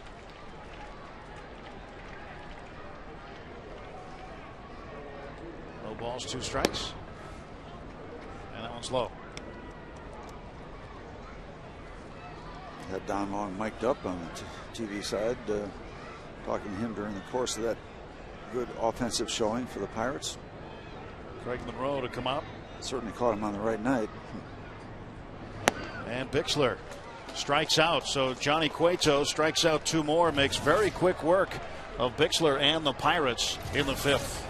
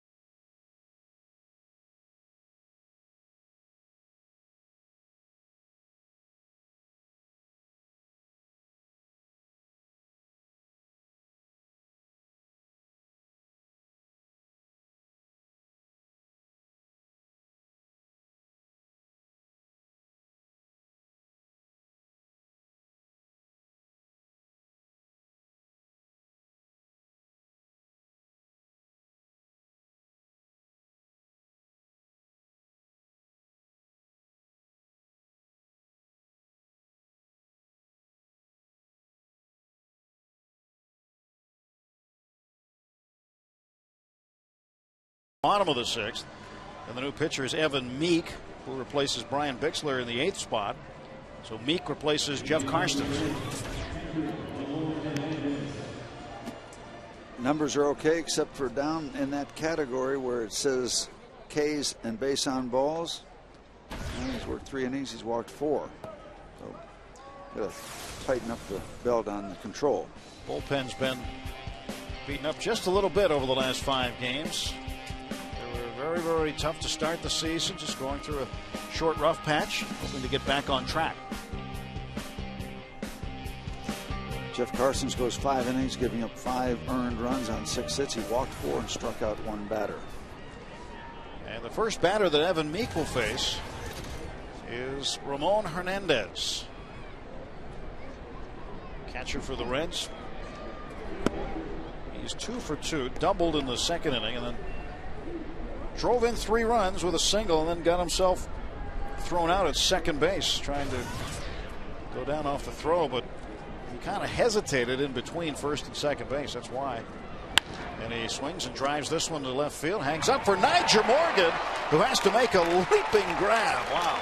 That's how hard that ball was hit. That was still rising when it went over Ramon Vasquez, the new Pirate shortstop. When it went over his head, that ball was still having a lot of carry to it. Well, Nigel last night in the 9th inning, the hardest ball that was hit, he caught a line drive when it was down and dirty time for the Pirates. It almost took off over his head. Well, I guess at the end of the day, it's not how, but how many. Yep. It's not how you catch it, but how many you catch. And sometimes he will take a circuitous route to the ball. That time the circuitous route was straight up. Adam Rosales swings and misses for a strike. Rosales 0 for 2. Evan Meek last year was a Rule 5 pick. Didn't make the roster, so instead of sending him back to Tampa Bay where he came from, Pirates worked out a trade and were able to keep Meek and develop him. They really like his stuff. They brought him up when Craig Hansen went on the disabled list with spasms in his neck, and Hansen is ready to start picking up a baseball and throwing a little bit again on the side. But Evan Meek expected to be here for a bit, because even when Hansen's ready to go, more than likely Hansen will have to go down on a minor league rehab stint. Chin music. I wonder if Rosales shaved this morning. Well, if he didn't, he doesn't need one now. 2-2, 1 out, nobody on. Evan Meek's pitch. Trying to go inside again. Breaking ball, you got the body out in front of it. That blocks everything you're trying to do. And very common to leave that breaking ball a little bit up, a little bit in.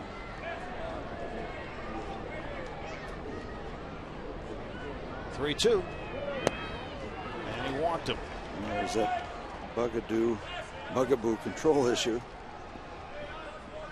Yeah, last night we were talking about Jay Bruce in the 9th inning, the hardest hit ball after all those ground ball base hits. And Nigel Morgan goes up in the air. And that's not so much a reflection on anything Nigel's doing wrong. That's just a reflection on how hard those kind of balls are hit. They still have a little carry, a little rise, a little bit left in them by the time they get out to left field. Gonzalez swings through that one, 92 miles an hour from Meek. Alex Gonzalez, pair of groundouts today. 3-run home run last night. Took a 5-0 lead down to 5-3. That's all it takes. Reds threatened also in the top of the 9th. Matt Capps, in spite of the fact he gave up 5 hits in the inning, which is very uncharacteristic for Capps, he was still able to come away finishing the game. Was not a save. Came in the game with a 4-run lead. Yeah, gave up 4 ground balls that became hits. Yeah, that's essentially what it was. He had to rule him something. Yeah. Charged with 2 earned runs, struck out 2, and he got Gonzalez to end the game. This time Gonzalez goes to right, and Brandon Moss makes the grab. 2 men out. 2009 Pirates baseball on FSN Pittsburgh is brought to you by Southwest Airlines. Southwest Airlines has low fares with no hidden fees. Book now on southwest.com, where what you see is what you pay. Johnny Cueto, third time around. He's 0 for 2. Struck out in the second, flied out to center field in the fourth. Evan Meek's pitch. Throw down to first by Jaramillo. Gonzalez able to get back.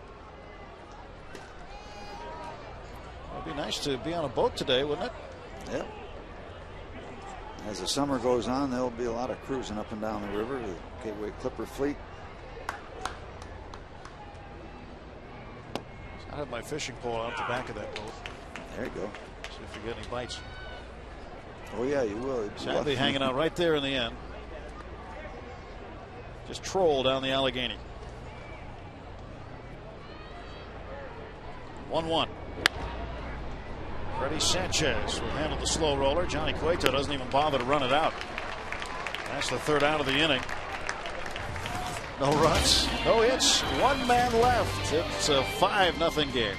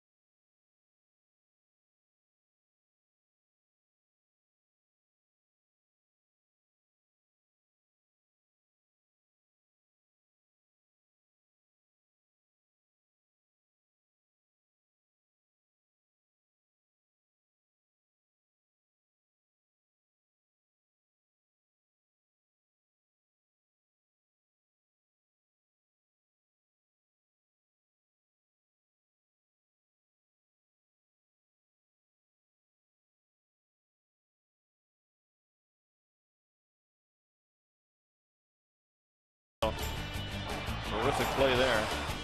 And how about Nigel Morgan? A rising line drive off the bat of Ramon Hernandez.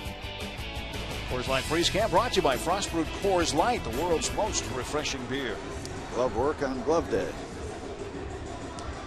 Nigel Morgan will hit second this inning. Ramon Vasquez will get his first at bat. Had a decent night last night. Drove in a couple of runs. Had a base hit in the first inning. That 4-run first. So trailing by 5, getting later in the ball game. Bottom of the 6th inning. Pirates need to find a way to get some hits off of Johnny Cueto.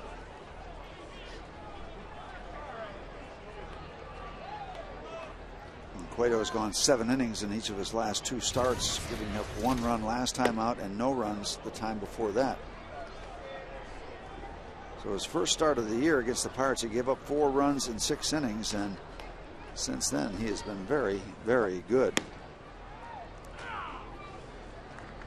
1 ball, 1 strike.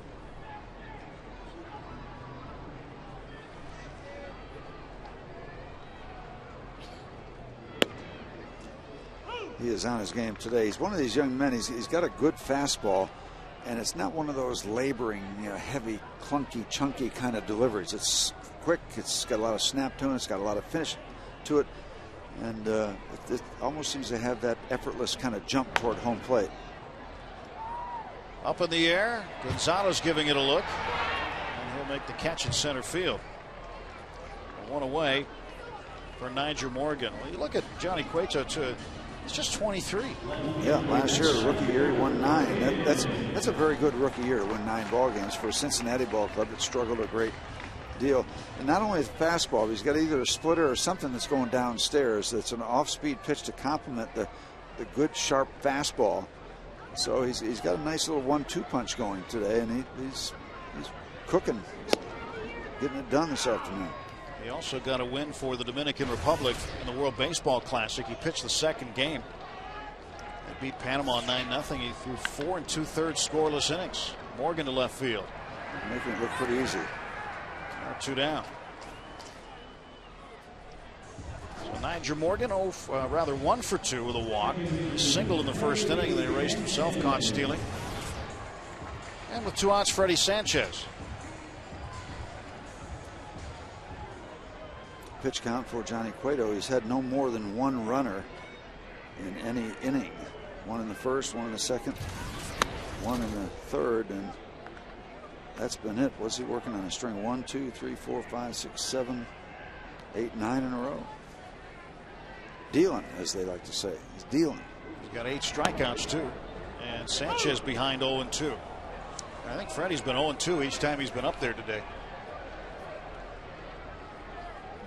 Sanchez had 2 hits last night. And he pounds this one foul. And Bronson Arroyo pitched perhaps his best game of the season on Friday. Last night the Pirates would get to Micah Owings and Danny Ray Herrera in relief. 0-2 pitch. And a big cut and a miss by Freddie Sanchez, and he strikes out for the second time in the game. Johnny Cueto now with 9 strikeouts. We'll go to the 7th, a 5-0 Reds lead.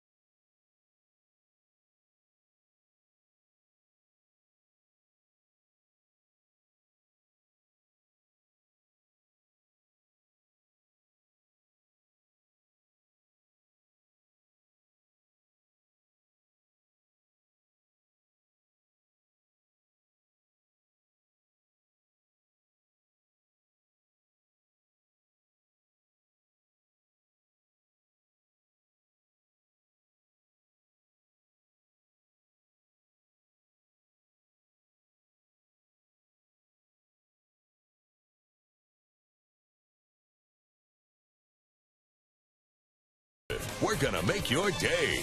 And by Levin Furniture, home of the luxury Stearns & Foster mattress. That's one way to take a nap on the Allegheny. Different meaning to a waterbed, huh? Yep. Cruising down the river on a Sunday afternoon. The Reds have been cruising to a 5-0 lead here today. Top of the 7th inning. Willie Taveras leading off again. And Evan Meek delivers one. Backs Willie Taveras out of there. Taveras has led off each time he's been to the plate. Led off in the first to start the ball game. Led off in the third. Led off in the 5th. Leadoff man.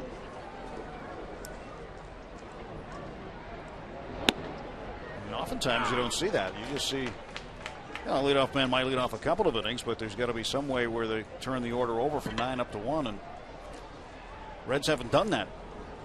Johnny Cueto's made the last out 3 times. Uh-oh.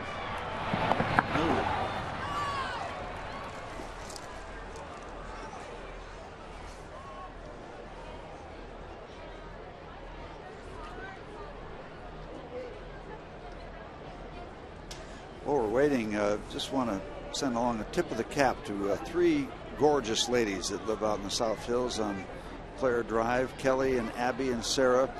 Thank you for that landscaping after the home opener on April 13th, a special day, and had a nice piece of work in the yard when I got home. Thanks to Kelly and Abby and Sarah. Thanks, girls. Wonderful. That's got to look great, and it also has to feel good knowing that you didn't have to do it. That's right. That's right. 2-2 to Tavares. Stretch by Meek. A nice congratulatory sign put up in the yard. 3 balls, 2 strikes. 50 years, that's a long time to do anything. Well, it is, and that was a lot more fun that day game, all things considered, than we're having today. It's not been much fun for the Pirates and their fans. 3-2, chopped down to third. Well, Roche has to hurry, and he gets Tavares by a step. Again, last time up, got him.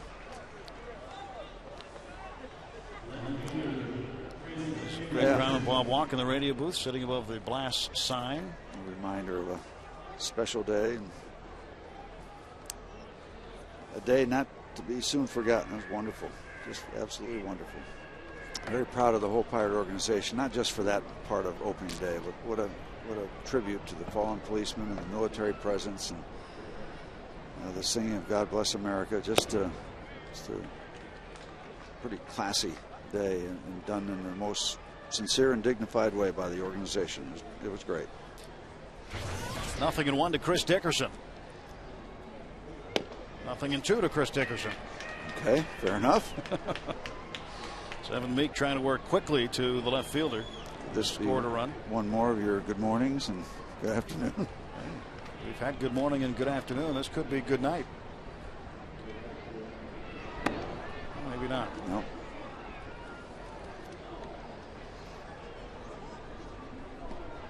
One ball, 2 strikes.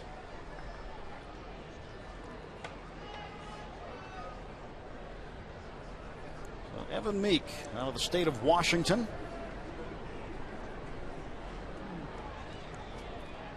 Formerly with the Rays.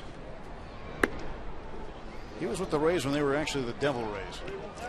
Boy, the minute they got rid of that, they got better, didn't they? They had dropped the Devil. Well, that's always a good thing. And then played like the Devil. 2-2 on the ground to Sanchez. The ball almost wanted to stay down too low, but he stayed with it. 2 men are out. Frey was expecting that ball to come up a little more than it did, and yep.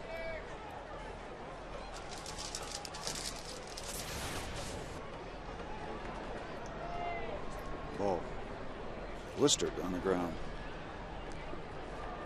So that'll make way for Joey Votto. Singled and scored last time up. He scored twice. And he takes a strike from Evan Meek. 2 men are out, top of the 7th inning. 5 runs on 6 hits for Cincinnati. No runs on 2 hits for the Pirates. Opportunity for Evan Meek in this kind of ball game. Stretch it out a little bit. Extended outing. And he's ahead in the count now. No balls and 2 strikes. Maybe that's sometimes, not maybe, sometimes that's the best thing in the world for a guy who might be needing to clean up his control issues a little bit. Just stay out there for longer so you get the feel of throwing the ball where you want to. And sometimes these extended outings can help you take a move in that direction. Here's the 0-2. Off the fists. Good pitch delivered. Good defense down there.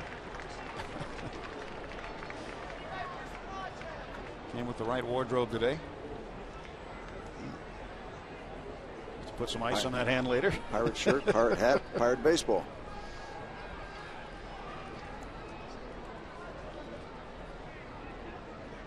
Oh, 2 pitch. Swing and a miss. He struck him out.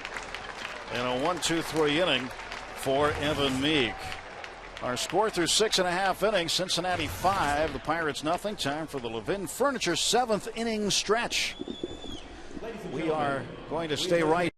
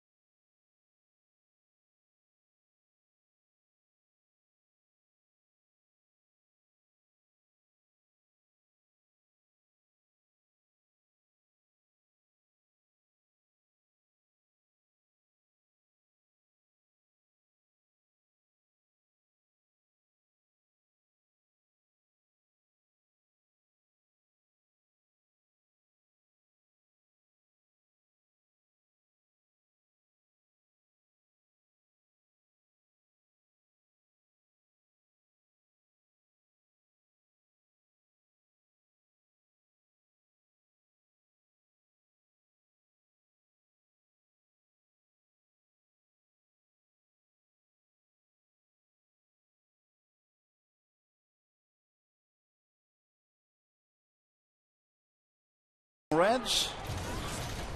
McLeod looking for his first hit. He struck out twice. A lot of people are. 10 in a row retired by Johnny Cueto. Watch Nate. He's trying to put a charge into the baseball here. Ooh. That's a fine how do you do. That's a real follow through with your swing. Not to the enjoyment of Ramon Hernandez. He's got the helmet on. And this one off of Rosales into left field. So he plunks the catcher, then gets the third baseman. Trying to take a shot at anybody. That ball was blistered. Hot corner, yeah, that got a little bit too hot. He's only got 7 more guys to hit out there.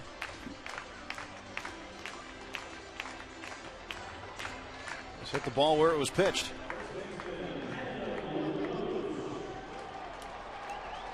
Yep. Doing the correct thing, not trying to pull that pitch. Just he thought he was out. You see him stutter step? Yep. He thought Rosales caught that, but well, he got a quick reading on it because if he was out, it was going to happen that quickly. So leadoff man aboard for the second time in the game.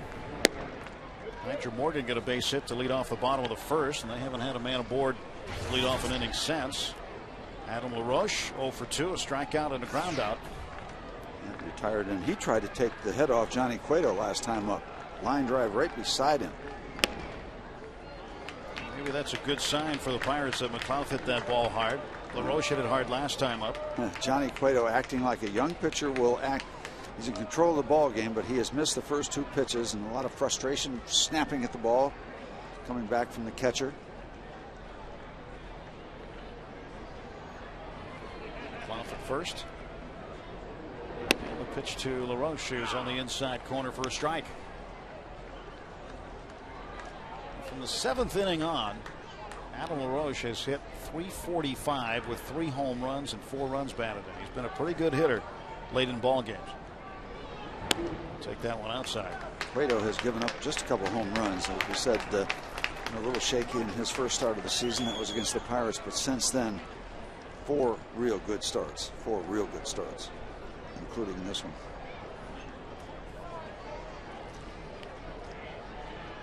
(3-1). This one is hit down to second. Phillips to Gonzalez for 1. That's a double play. Taylor made. 4-6-3 on the putout. 2 men are out. If you're traveling and can't watch your Pirates on FSN, you can always catch the game on your computer with MLB.tv. MLB.tv is the ultimate baseball experience, featuring 100 out-of-market games per week live on your computer. You can catch those you missed on demand. New 2009 TV premium features include HD quality where available.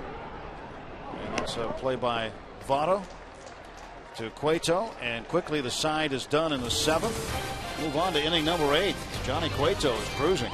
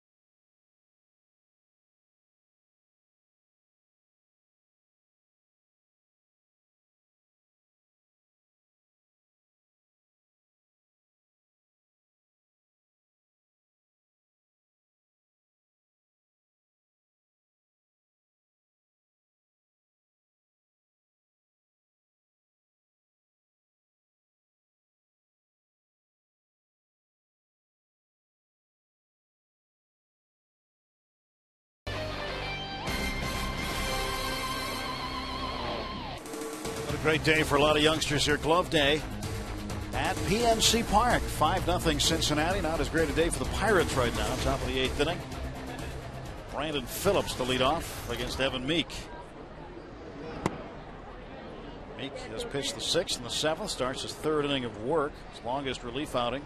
Yeah, just 1 walk issued. So again, you look at any kind of a bright spot in this kind of a game, and that's kind of hard to find. Evan Meek might be the direction you look in if he continues this work here in the 8th inning. This is for the 2nd time. You got to figure, there are some opportunities in the early part, mid part of the Pirate bullpen on the right-handed side. And one guy they don't have is a true long reliever on their staff. Maybe trying to find one here today. And again, you've got another Rule 5 guy in the bullpen in Donnie Field who just doesn't get many appearances. So as far as room in the bullpen, And on the pitching staff, they've been able to piece together some things, but also with the number of quality starts they've had really needed a long man. Sort of helps today, though. Have him make a power guy, I mean, not a subtle kind of thing, not a junk baller by any stretch of the imagination. He gets the ball to home plate in a hurry. And you see that bag in the bullpen there? If you go back past Matt Capps, that little pink bag, that's a little backpack, and that's got all kinds of snacks and things in it. And Donnie Veal, being the new guy and the Rule 5 guy, he's got to carry that thing out with him every game. A little pink bag with hearts on it. There's a base hit up the middle. Sort of, first-year players hazing. And he doesn't sit too far from it, too, just in case the veteran players tell him they want something out of it. Kind of matches my little pencil holder I have in my broadcasting bag. Yeah, that's special. That's a very masculine bag right there, I must say. Takes a confident man to wear that backpack. Or you're told to wear it. Here's Jay Bruce, had a home run in the second inning. Walked and scored in the third.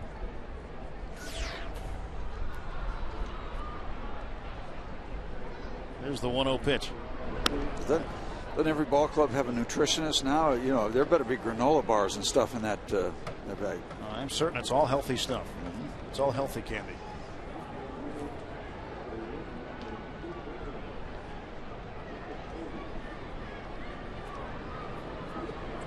Two 2-0 the count to Bruce. And here's Meek's pitch. Pounded wide. Now, when you were pitching, what were some of the traditions? Did you have those sort of traditions? Did you make a young guy have to carry the bag out there? No. He was really just happy to be around. We had some traditions, but they weren't very nice. There was the gum and the sunflower seeds. There is a virtual buffet out there. This one's to right center. Moss will call for it. There's one down. We didn't have anything to do with food, but we used to just do things like lock somebody in the bathroom out in the bullpen. Now see the sunflower seeds. Now those it's just not one flavor. There's several flavors too. You got your barbecue. You know, you've got your Cool barbecue Ranch. Sunflower seeds. Oh yeah, where have you been? Well, I've been here for quite a while. I mean, it's only 50 years. Yeah, we didn't have sunflower seeds.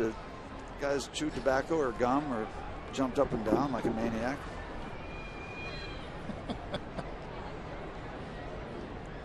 Ramon Hernandez. He'll take one low. You mean you've never had barbecue flavored sunflowers? No, never. No. And I've never been able to learn that trick where they can put the sunflower seed in their mouth and take the shell off without swallowing the whole thing or spitting the whole thing out.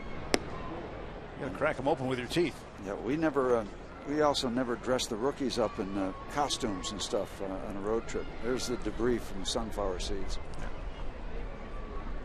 Would you like to sweep that up after the game? Not really.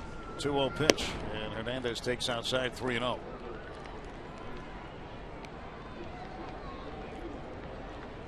I'll never forget trying to chew tobacco in spring training one year. That did not go well. I put a chew in and went out to throw BP and saw about 6 batters. Got dizzy, almost sick, and never did that again. You didn't swallow any, did you? No, I didn't. But I saw Bob Moose pitching in Shea Stadium one night. You know, they have those blue kind of gas lights. Well, he swallowed his chew, and his face matched those lights. Inside ball 4. Hernandez is aboard. Runners at first and second with 1 out. Yeah, that's part of the reason that in the minor leagues you cannot chew tobacco. Well, it's not a very healthy habit at all. I mean, the cancer part of it that has been researched. And in the minor leagues, they have a term for it. It's called the dip police. If they don't know you and you walk in their dugout or clubhouse, they'll say, "Are you the dip police?" Because guys are still sneaking it in the minor leagues. And there are people that go down and check on them. It's every level of minor league baseball. The only place you're still allowed to chew tobaccos in the major leagues. And that's why you saw those big tubs of chewing gum earlier. That's well, a lot most of times guys are into that. Sometimes they'll wrap that gum around a chew too, so they don't swallow it. Not. I'll never forget when we came over from Forbes Field to Three River Stadium. They asked Bill Mazeroski, please. They knew it. Please don't spit the tobacco juice on the new tartan surface at Three River Stadium. Good luck, fellas. Yeah, good luck with that one. Yeah, but most people are getting away from that in baseball, and smartly so. First and second, one out. Rosales takes a strike. Well, you see too the young people, young baseball players, and young athletes see the major league athletes on TV, and they have a tendency to copy a lot of stuff that's done. And so, boy, you saw a lot of high school players with that round thing in their back pocket. You knew it was a can of snuff, dip, whatever they call it, chew. Smokeless tobacco. The 0-1 pitch coming. That's outside. You know, so I got sick trying to throw batting practice with a chew, and then when I was 12 years old, my uncle gave me a cigarette, Uncle Bill, when we were fishing. That didn't go over well, and I've never had a cigarette since. So thank you, Bill. He saved you from that. Yeah. 1-1 pitch. That's outside. You know the bubble gum that's shredded and in the pouch like the tobacco? The big league chew. You know who invented that? Former Seattle Pilots and New York Yankees pitcher Jim Butler. He invented that. And a lot of kids were using that, which is a much better alternative. There's a line drive, and Moss with a diving grab. That'll be easy. And they'll get the double play. 9-6. Tremendous play by Brandon Moss. And that'll do it in the top of the 8th for the Reds as Moss has to go down for that one.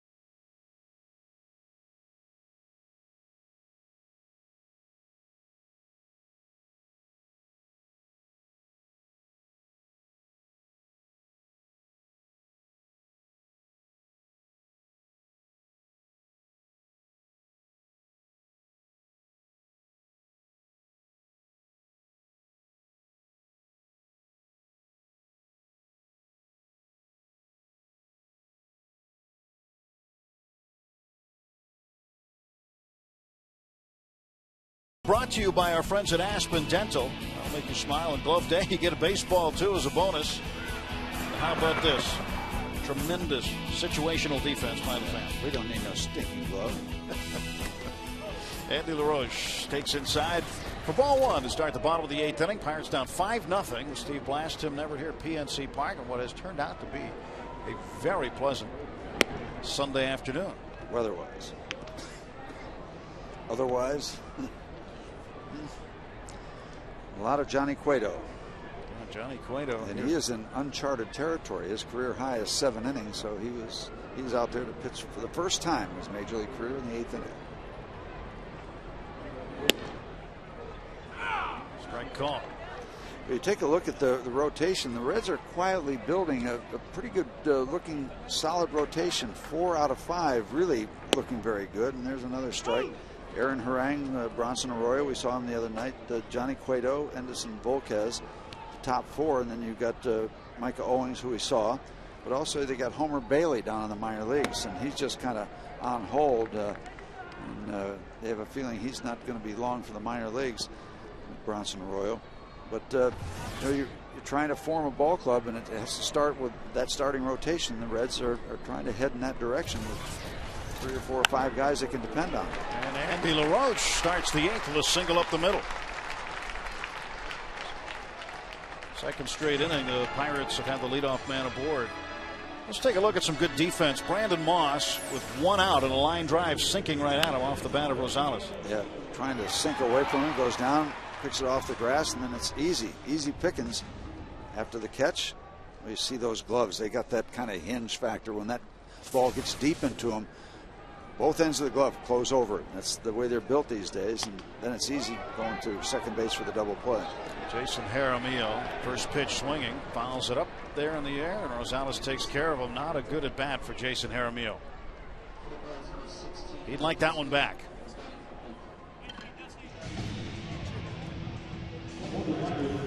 Eric Hinsky will walk to the plate. He'll hit in the 8th spot, batting for the pitcher Evan Meek. They got activity in the Cincinnati bullpen. The quality of Johnny Cueto is not an issue. He's got a 4-hit shutout going on, but he's over 100 pitches, and again, this is the first time he's been in the 8th inning. So Dusty Baker is going to watch him closely to see how he handles this depth of a ball game, and if he doesn't feel right, well, he'll just get him right out of there. 1-0 to Hinsky.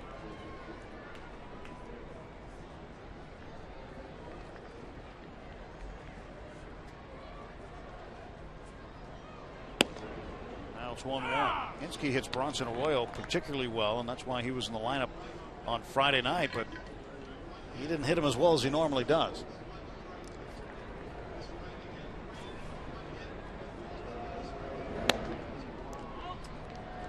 Well, Johnny Cueto has really mixed his pitches up well. He's a young man. He shows the emotion, a little frustrated because you want to be absolutely perfect when you're young. And those ambitions, those goals are okay. I can understand those. But he's had that good, impressive fastball, and the other pitches have been very good also. It's not just a matter of rearing back and throwing the ball as hard as you can. Probably has that feel now. If he walks Eric Hinsky, there's a good chance that Dusty Baker might say, okay, that's enough. We want to leave this as a very positive outing, very positive experience. I don't know that to be the case, but it's not just been a one-dimensional effort by Cueto. He has shown that he doesn't just have to live with the fastball. And Hinsky drives this one up in the air to shallow center field. Phillips is out, Taveras is in, and Taveras will make the catch. There are now 2 men out. Hinsky now 4 for 10 as a pinch hitter. And Ramon Vasquez will get his second at bat. He flied out to shallow center field also, but it was the shortstop, Alex Gonzalez, that ran out there and got the ball.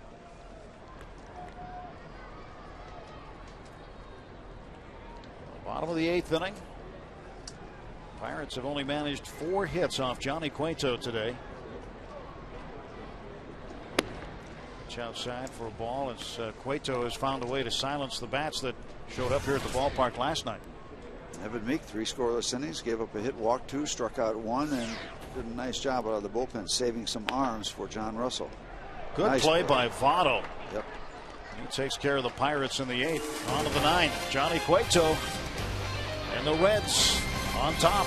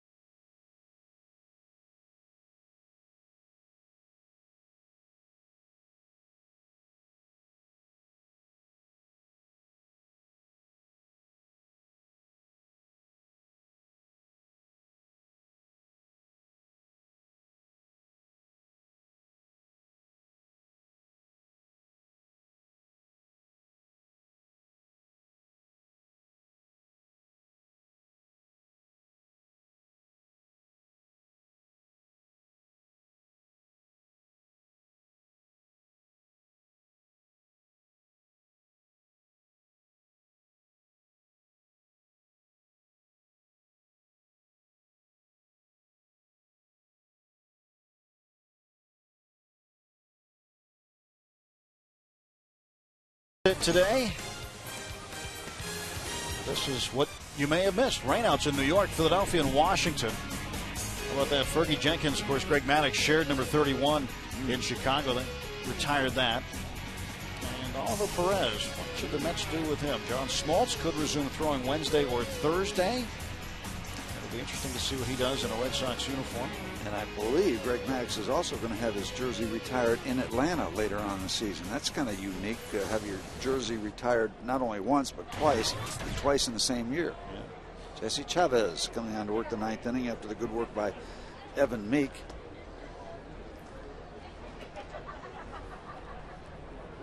Alex Gonzalez will lead off. And then a pinch hitter. So Johnny Cueto's day is done. Paul Janisch, reserve infielder, will hit for Johnny Cueto. And we want to say thank to all folks from Levy Restaurants for the dessert tray that's been sent up to the booth. Tim, I'll take care of this. I'll get back to you a little later. Very, very nice. Thank you very much. Bring 2 forks or only 1 big one? That's right. Swing and a miss by Gonzalez. We need some comfort food after watching the Cincinnati Reds completely dominate the Pirates. Not by a huge score, by Johnny Cueto's pitching. That is one big plate. What do you? I'd kind of like all of it, if you don't mind, but I know I'm willing to share. Okay.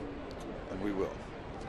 And a swing and a foul straight back. Now look at that. They were kind enough to include some fruit in the middle. Yes. Might have some of that. What a presentation. Thank you. Might have some of that too. to the Levy folks. Thank you very much. This will be put to good use. Yeah, we'll send a lot of that down to the truck. Sure, you can. Just wait around after the game. We'll get them to you as quickly as possible. They can smell the empty plate. 1 ball and 2 strikes. That's been kind of a tradition, not on a regular basis, but every once in a while. Nobody does it better than Levy Brothers, and we appreciate it. Chavez deals to Gonzalez. He hits it in the air down the right field line. Ball's hooking. Brandon Moss watches it go in about the 4th row.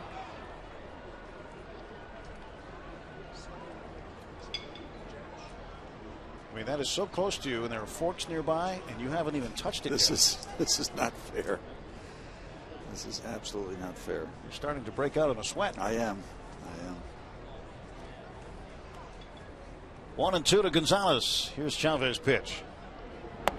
Did he go? They'll appeal to first, and Jerry Meals says no. Paul Janisch in the on-deck circle. And Jeff Carson started this game, kind of a choppy start for Jeff. Once again, 5 innings, 5 runs given up on 6 hits. He walked 4 batters, so the control has been an issue. Ball fouled away, and once again troubled by the control, and another long ball given up. So not a great start for Jeff. He's followed by Jeff Meek, or Evan Meek, excuse me, who did a nice job. 3 scoreless innings, keeping things together and helping out the bullpen scenario. And now Jesse Chavez. On the other side, it's been all Johnny Cueto. 2-2 back to the screen.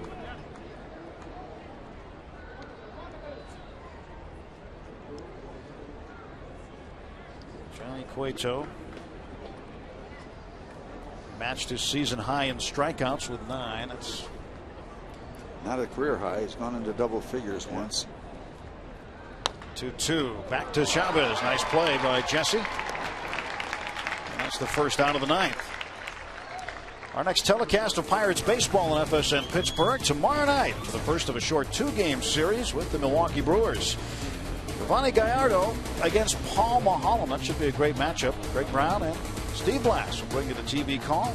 Coverage begins at 6:30 right here on FSN, bringing the game to you. The Pirates are overdue to beat the Brewers. First pitch to Janisch. Misses for a ball. Yep, so that's it for Johnny Cueto. He'll not have a chance for the complete game. 8 very impressive scoreless innings, and he departs having shut out the Pirates on just 4 hits, 1 walk, and 9 strikeouts.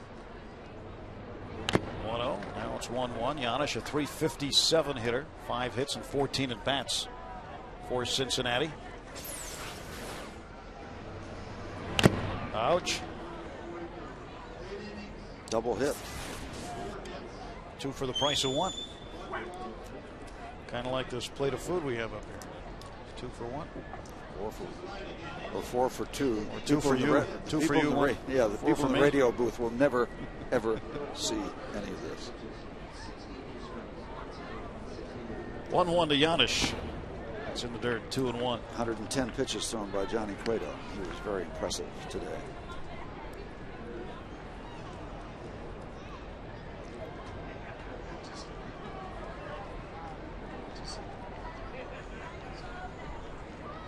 So again, we told you Milwaukee is next for the Pirates. 2-game series, and it's back out on the road for a 2-gamer with St. Louis, and then off to New York in the first visit to Citi Field on the weekend.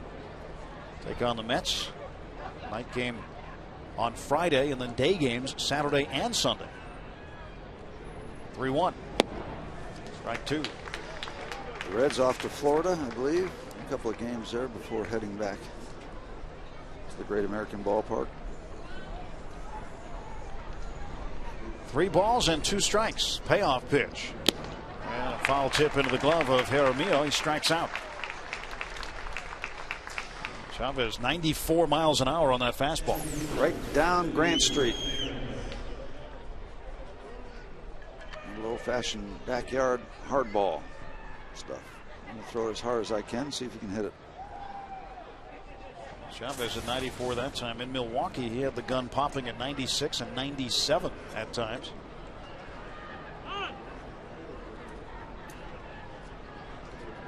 Willie Taveras, 5th time up. Singled in the 3rd inning. Grounded out twice and flied out. Ball and no strikes to Taveras. He's not leading off this time. That's the first time. That's a real leadoff man. This one's fouled back. 1-1. For the Pirates, they will have the top of the order. They'll have their leadoff man to start the bottom of the 9th. Nyjer Morgan, Freddie Sanchez, Nate McLeod. Excuse me, one blemish on the ledger for Jesse Chavez, that 2-run home run in Milwaukee. Another appeal denied. Other than that, he's done a very, very nice job. Early work for the Pirates. Another guy that's not huge. He's plenty tall, but he gets the ball to home plate in a hurry. So will make the seats. We were talking about Milwaukee coming in. Ryan Braun did not play last night or today.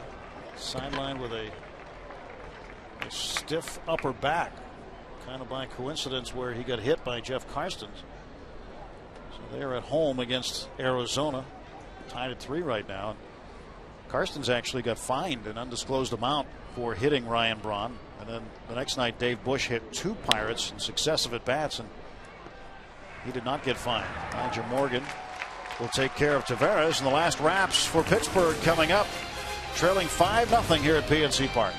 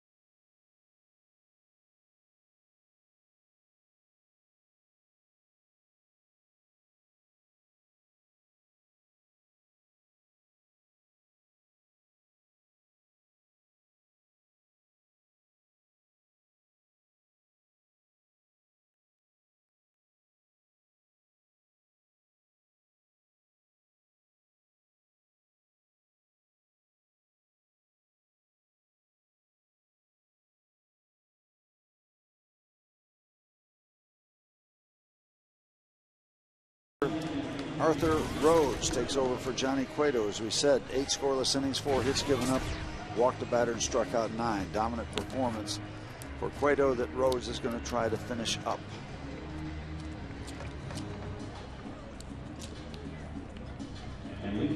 Paul Janisch, young infielder, getting an opportunity to play here later in the game. So Janisch ready to go, and Arthur Rhodes also ready to go. And for the Pirates, it'll be Nigel Morgan to lead off, followed by Sanchez and McLeod. So Pirates down to their final at bat. Maybe they'll have better luck against Rhodes than they had against Cueto.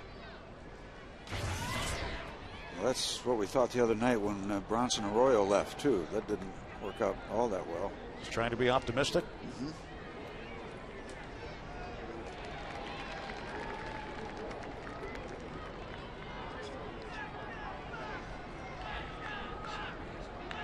Here is Morgan, and the first pitch, a strike. Nothing in one, the count to Nigel Morgan. Reached base safely twice, once via the walk, once via the hit. And he swings and he drives this one into center field. Over in left center, Willie Taveras tracks it down. And there is one down. Check out the stat update on our Fox Box, brought to you by Firestone. And the National League hit leaders, Orlando Hudson with 34 for the Dodgers. Dodgers, by the way, are 9-0 at home this year. Haven't lost there. Joey Votto with 33. Sanchez one behind him, trying to catch Joey Votto. Freddie has had some awkward at-bats today. A couple of strikeouts. Sandwiched around a fly out to center field. The last time up with an 0-2 count, he certainly didn't take a 2-strike swing. He was taking a left field swing and swung right by it. Yeah, most of the time Freddie is such a disciplined hitter and has that ability to wait and wait and wait. But every once in a while it'll flare, he'll fly open and have that funny looking swing. It doesn't happen very often. He's just too good a hitter for it to happen very often. This time he goes to the right side, backhanded by Votto, and Rhodes covering. Now the old timer can still get over there and cover first base like he's supposed to. Just not as easy for him to slow down as he winds up halfway down the right field line. They played Freddie perfectly with Votto well off first base, and there's Arthur getting over. Big fella. I wonder if he's going to look for the oxygen tank. He hasn't run that far in a while. He'll be back. He's making his way back to the mound. Yeah, it's taking him a little while. Hey, he's been around 17 years in the big leagues. He deserves to be able to take his time. So the Pirates down to their final out today. Nate McLeod, who is 1 for 3, struck out twice, singled in the 7th to lead off the inning.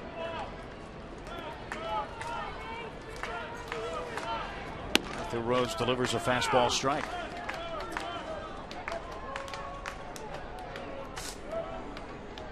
Johnny Cueto became a tough puzzle to solve today for the Pirates. And McLeod just foul.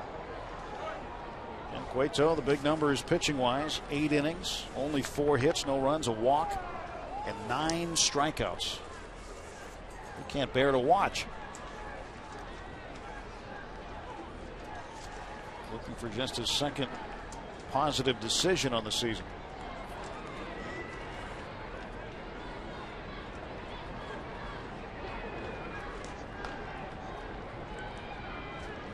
No balls and 2 strikes to Nate McLeod. And Rhodes delivers. And McLeod hits this one in the air to right field. Jay Bruce ends the ball game, and the Pirates are shut out for the 3rd time in 4 games. 5-0 the final score. Bats just went into hibernation again today. Well, it's been a funny start to the season. The Pirates fall now to 12-12. They're back to square one. But